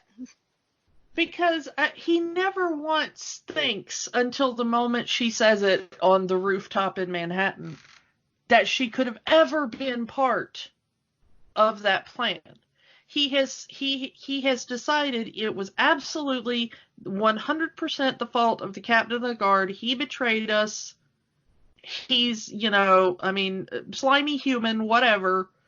And he's fine with that. He doesn't go searching for that anymore of like, hey, wait, doesn't this also, like, us having the castle to ourselves, doesn't that sound like stuff Demona was saying just last night? You know, it's like, it never occurs to him that she could have it in her. And when she's standing on that rooftop and she's like, if you had just stuck to the plan, but you always have to protect the humans, you should have taken the entire clan, gone out to fight the Vikings, we would have had the castle back, it would have been fine. And then she's like, but you didn't. So I kind of wondered how well they knew each other. Because she did not foresee that, of course, Goliath is not going to take the entire clan on this mission. He's going to leave some there to protect the castle and the humans. Duh. You know, and he didn't know her well enough to even imagine she had any sort of betrayal in her. Which is kind of sad. I guess because that's how Goliath saw the rest of the Gargoyles. Like, they're just peace-loving people who will fight for the protection of their land, not really to harm anyone. But we see that that's not true either, because the trio at the start with little Tom there, you know, is like, Tom's mother come up and is like, don't talk to the monsters, and they're like, oh, you want us to be monsters? We will absolutely throw down and be monsters. And then Goliath has to step in and stop him. So I'm wondering, like, how well Goliath knew his people. And it's kind of sad that at least in humans, of course, and I'm assuming in Gargoyles as well, that we just assume whatever we think and whatever we see as normal is how everybody perceives the world. until we're shown otherwise. Mhm. You know, if you're like, I absolutely love oranges, and then one day you meet somebody who's like, I've never liked oranges. And you're like, how could that be? Oranges are the best thing in the world, you know. And it just like completely, you know, the day you find out like some people see pictures in their head and some people never do. And no matter which side of that divide you're on, it absolutely leaves you speechless because you're like, well, I just always assumed everybody, you know, you assume they're either seeing vivid pictures or that they're always speaking metaphorically when they talk about their mind's eye. It's one or the other until you meet somebody that tells you, like, no, that's not how I perceive the world. So I think that Goliath got, like, the worst awakening. Haha, title name drop. But I think Goliath really did get, like, the worst version of that. Yeah. Wake-up call to that of, like, oh no, apparently my people did not see things the way I saw them. Mhm. And my own mate, you know. Yeah. So we've got the big standoff on the roof with Demona and Goliath, and she finally reveals her name. That is the coolest to me, is the reveal of Demona's name. Like, because we see all the other gargoyles picking their names earlier. You know, we talked about that a little bit. You know, Brooklyn immediately is like, hey, I heard the name Brooklyn. That sounds cool, you know, and then they kind of go through that. But Demona was given her name by the humans, much like they gave him the name Goliath. Mm-hmm. They give him the name Goliath because he's big and burly and, you know, he's a Goliath. Okay, he's called Goliath. And then you give Demona, who looks like and acts like a demon, and they call her the Demon. There's an episode where she's called the Demon, and she ends up being called Demona. Yeah. Which is a contrast to her being called Angel in the first episode. Yeah. As Goliath sees her as his angel, but to everybody else, she's their worst nightmare. Yeah. And that's also another way of, well, when you care about someone, you tend to see the best in them, but everyone else will see the real person in a way. And that's how Goliath viewed Demona versus how the humans viewed Demona. Yeah. So, you know, I absolutely love that reveal, and Marina delivers that so beautifully. I am Demona. Points the gun right at her. Yeah, but right as she's about to kill Goliath with her giant laser gun, Elisa comes in for the rescue. And totally just tackles Demona to the ground. Like, that is a textbook tackle. Like, she's a cop. She's used to doing this. Yeah. But she takes down a creature that is, you know, bigger and stronger and, you know. Yeah.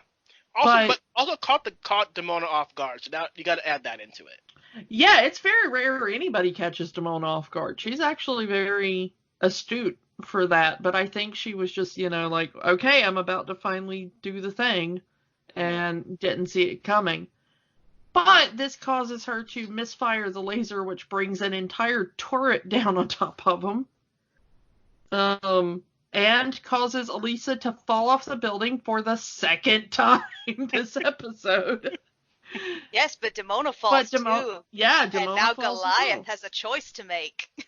Yeah, the classic choice of you can save one because Demona seems knocked out. So it seems obvious that she's not going to be able to use her wings to glide to safety. Mm-hmm. So which one do you save? Do you save your mate, or do you save, you know, your mate that just tried to kill you? Or this new person who it seems nice. Yeah, who just saved your life, you know, like which one? And you can see that Goliath, he immediately, without hesitation, rescues Elisa because he knows that it's absolutely certain death for her. She has, like, no chance. She doesn't even, like, if Demona wakes up, she might be able to glide away. But Elisa doesn't even have that option. So he immediately saves her because she is in the most danger. And then you see him stand on the rooftop staring at Demona, trying to decide, can I reach her? Is she going to wake up? Like, do I do this? And you can, bravo to the animators, because it's an entirely silent scene. Mm-hmm. And you can see every bit of pain on the face of Goliath as he makes that choice not to dive down and try to save her. Mm-hmm. And as far as he's concerned, Demona's dead. We would find out that she's not, because she appears several more times. Spoilers for a 25-year-old cartoon. Demona's immortal. I mean, mostly. There is a condition under which she can die, but it's unlikely to happen. Yeah. But I love the fact that in a kids show in the 90s, when this was not normal. I mean, today it's like, well, yeah, like every third kids show does that kind of complex moral reasoning there, but this was absolutely the first time I'd ever seen it in a cartoon. Mm-hmm. Of like, the hero can't save everybody. This does not have the happy ending. Somebody dies. I mean, because as far as the audience was concerned, she is dead. Yeah. Mm-hmm. And to see the hero not even attempt to go save her was a massive moral weight on a tiny child, I think. Yeah. He could have. Well, he was even debating, like you said, would he even be able to save her going through that debris as it was falling? Yeah, and as an adult, you understand it, but as a child, I was like, why didn't you go? Like, you could have at least tried. Mm-hmm. You might not have succeeded, but the important thing would have been that you didn't just like stand there and watch as she fell to her death. And as a child, I was like angry at Goliath for making that choice. But now as an adult, you understand, like, would I be putting more people in danger? Would I be putting myself in danger? Is it even possible to save that person? And is it even ethical to save that person when it's almost certain that they're immediately going to try to kill my family again? Yep. Again, killing in the heat of battle. Yeah, killing in the heat of battle, but I don't know. Is it the heat of battle anymore? And it's a fine, almost invisible line there. So, I don't know. Yeah, and as we discussed before, Xanatos is arrested for stealing the discs, for setting up this whole scenario to begin with. You got to wonder what kind of story Elisa cocked up just to make sure the gargoyles wouldn't be discovered. Yeah, I mean, we know from episodes later that the tabloids immediately picked it up and were like, gargoyles in New York, you know. Because in the very next episode, somebody is like, oh yeah, I read about that in the tabloids. I just didn't know if it was real or not. Yeah, the Weekly World News. Yeah. It's Batboy and the gargoyles and, you know. But it's kind of interesting because she says in the next episode that all they got him on was receipt of stolen property, I think. Mm-hmm. So, yeah, they couldn't prove that he arranged it being stolen. He just knows that he was given stolen property and just used it. That was probably how Elisa got around it. Yeah.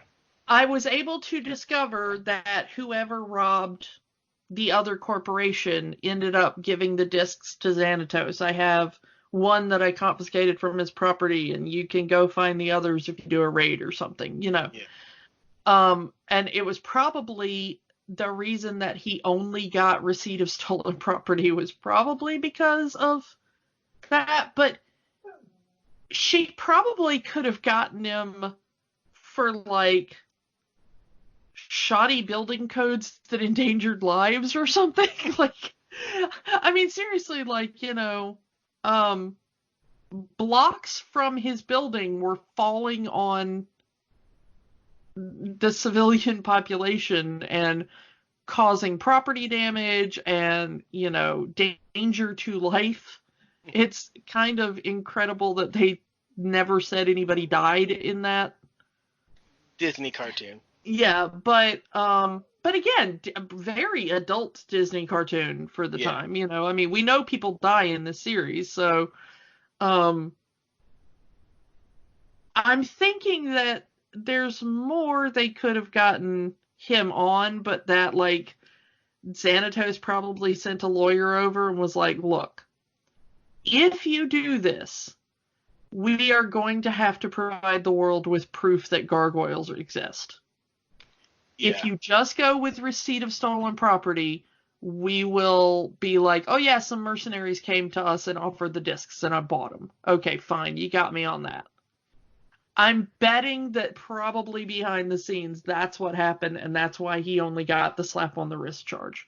Yeah, I can see that, Lisa's doing the paperwork, and then here comes Xanatos' lawyer saying, hey, we need to talk about this, and blah, blah, blah. Yeah, we'll accept the stolen property thing, but if you go for any further, my client is going to blab that gargoyles are real, and we have proof of it. Yeah. And we know from the next episode that he has surveillance camera footage and photos and stuff of the gargoyles. Yeah. And that was so far before Photoshop and deep fakes were things that could create visual images that would fool you, that would have immediately been proof. Just the fact that somebody got a gargoyle on camera would have been enough proof for almost anybody. Yeah. And the gargoyles decided to stay at the castle, even though it's still Xanatos' building. Yeah, because Goliath is still running on 994 rules. We beat the person who lived here. Now we live here. Yeah.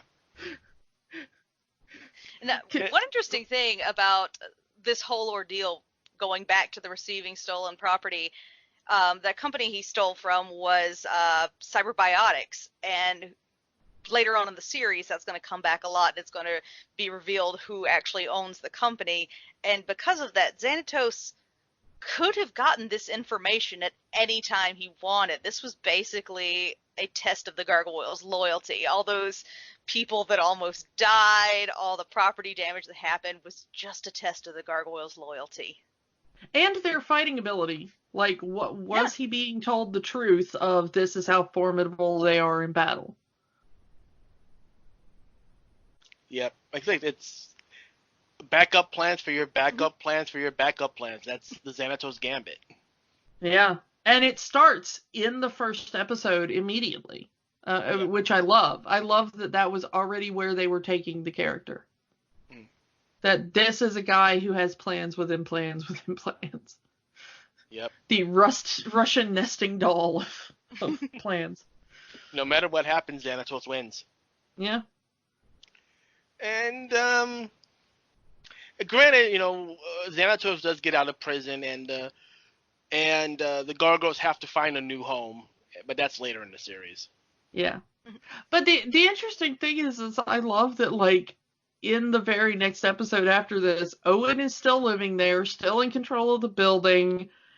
Elisa, just wanders in, and he's like, oh yes, Mr. Xanatos does not hold grudges, and nor would he deny you the ability to see your friends, so you are welcome to come and go from the building as you like and visit the gargoyles. And I'm like, really? Nothing about that tipped a cop off that something was going on here? I know she's focused immediately in that very next episode on, look, eventually Xanatos is going to get out of jail and he's going to want his castle back, so maybe find a new place to live. But, the fact that she sees nothing suspicious at all of the fact that, Xanatos' butler or whatever is just oh yeah, you can do whatever you want. Here's a key to the building. Come visit the gargoyles, Maybe he thought she'd give up after going up 5,000 floors on an elevator every day. Oh my god, yeah, that has to be an 8-minute elevator ride, even if you take the express. That is such a ridiculously tall building, and then there's a 5-story castle on top of it. Yeah. Let's talk about Owen. Who he really is, and what his real relationship is to Xanatos. Again, spoilers for a 25-year-old cartoon. Yeah. So this is a lovely story too. Am I allowed to go ahead and Go ahead? So later in the series, we find out that Xanatos has met Puck the Trickster that we talked about before, who liked him so much that he gave him a choice, one wish or a lifetime of service as Owen. And the behind-the-scenes story to that is they were doing the writing, and one day Greg Weisman has this epiphany. Oh no, I think Puck is Owen. So he calls up the writers, and they have already come to the same conclusion together. So that was kind of a surprise for them, too. Yes, Puck, the same character from Midsummer Night's Dream. Another Shakespeare character. Yeah. The interesting thing is I was probably the only kid that really, Sydney, you talked about that you liked this so much you actually went and looked up Shakespeare. Yes, I read A Midsummer Night's Dream because of this character. But the funny thing about me and my upbringing is that at the age of about 9 or 10, so it would have been before the show ever premiered, my father was doing his master's degree in literature, and he was taking a Shakespeare course where they had to read, like all of the major works of Shakespeare over the course of a semester. And for some reason, my father decided that he would rent videotapes of Shakespeare plays, like, Royal Shakespeare Company has filmed themselves performing, Hamlet or whatever. And then we would watch the filmed version and read along in the text. And whenever there was a difference between the filmed version and the text, we would pause and talk about the difference. And that is how, at the age of 9 or 10, I read every major Shakespeare play in the original text.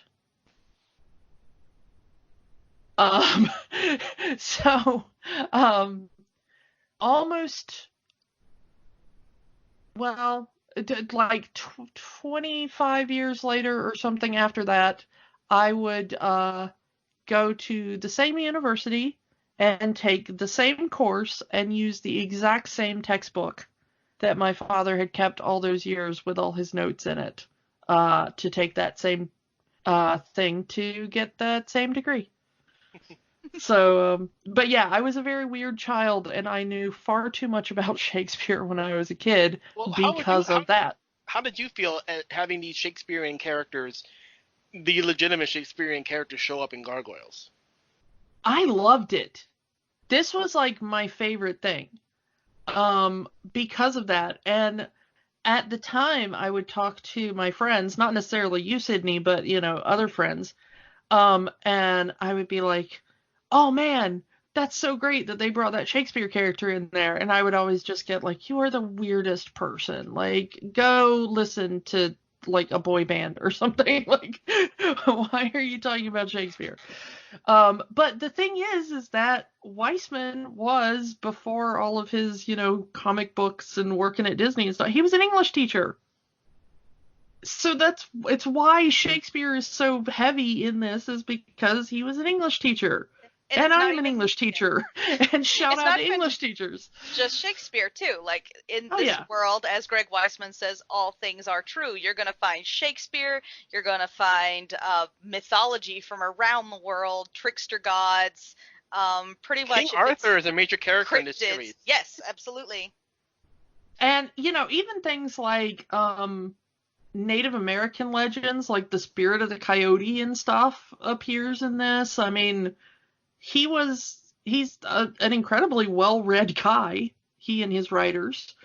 And so much of that comes into it. And of course, the easy one to point out is Shakespeare. But like you said, there's King Arthur, and a lot of that is, based on the literary legends rather than like kind of the older stuff.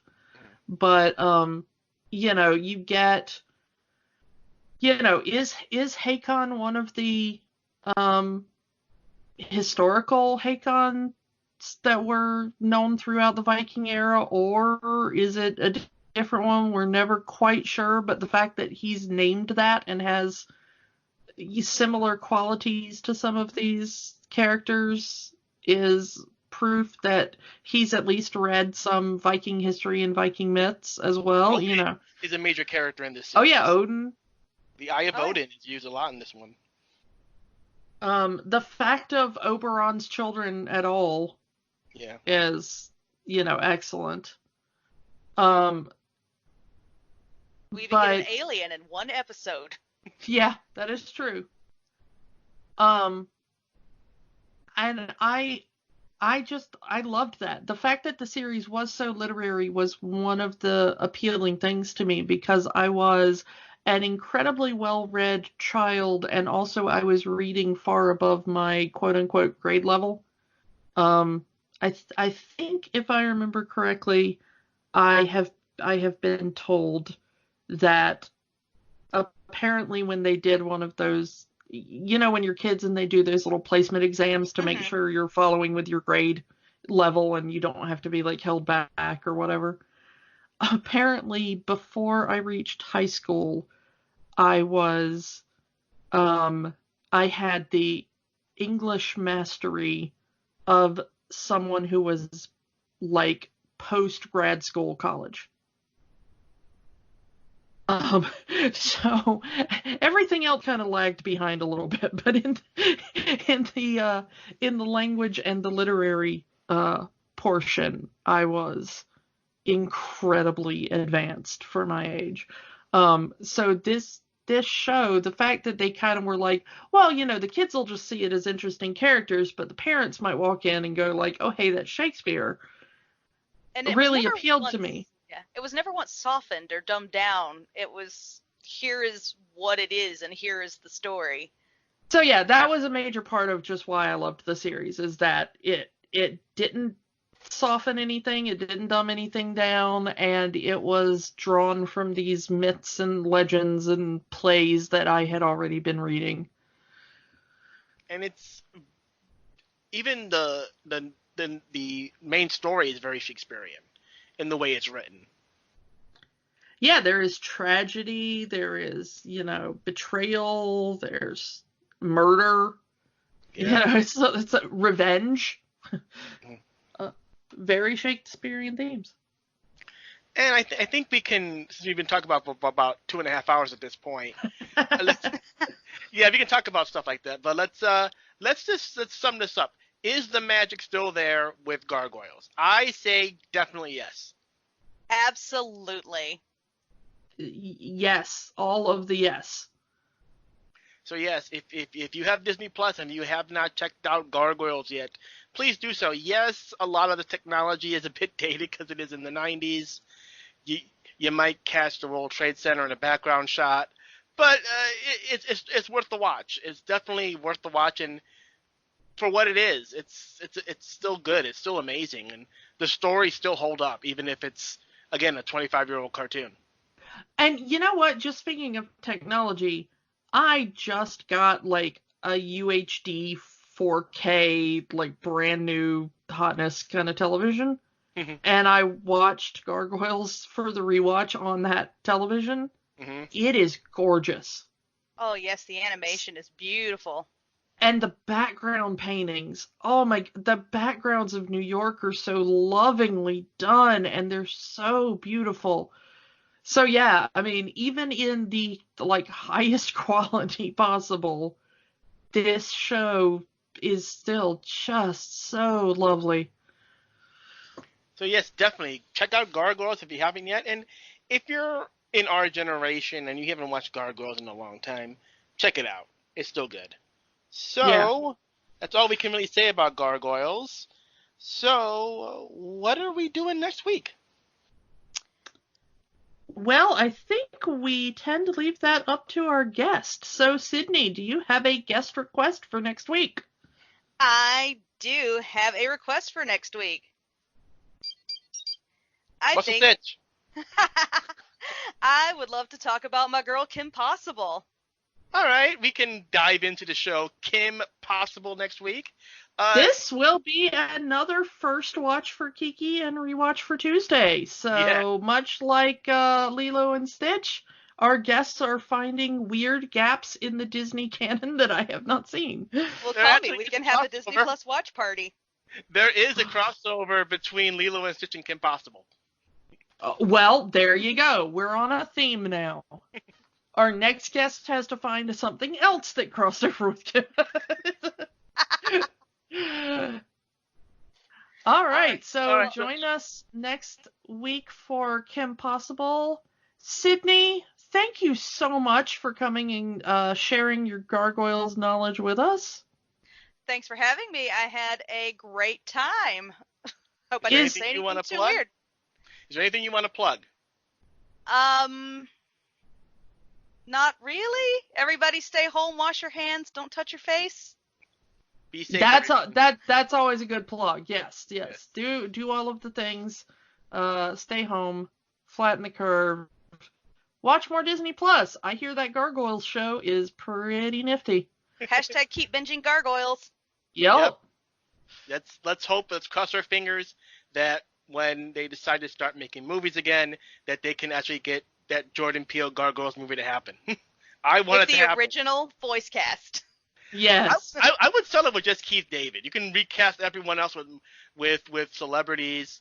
You know, I'm okay with that. Let's just keep Keith David. We've got Picard again. We've got Picard again. So Marina Sirtis and Jonathan Frakes are back in the popular consciousness. I think we should keep them as well. I think Jonathan Frakes is a little old to play Xanatos in a live action setting. His voice still, well, I mean, you know, you could. I'm imagining like a CGI kind of thing. Just do like a Pixar version of. Don't do too much CGI in Gargoyles. We saw the Goliath Chronicles. Oh yeah, true. Okay, I stand corrected. All right. Well, thanks for joining us. We will see you next week for Kim Possible. Bye. Bye. Thank you for listening to Rewatching the Magic. We invite you to keep the magic going by joining the conversation online. Find us on Facebook at Rewatching the Magic, on Twitter at Rewatch the Magic, and of course, find all new episodes at rewatchingthemagic.podbean.com. Until next time, remember, the magic is for everyone. It only stops if you let it.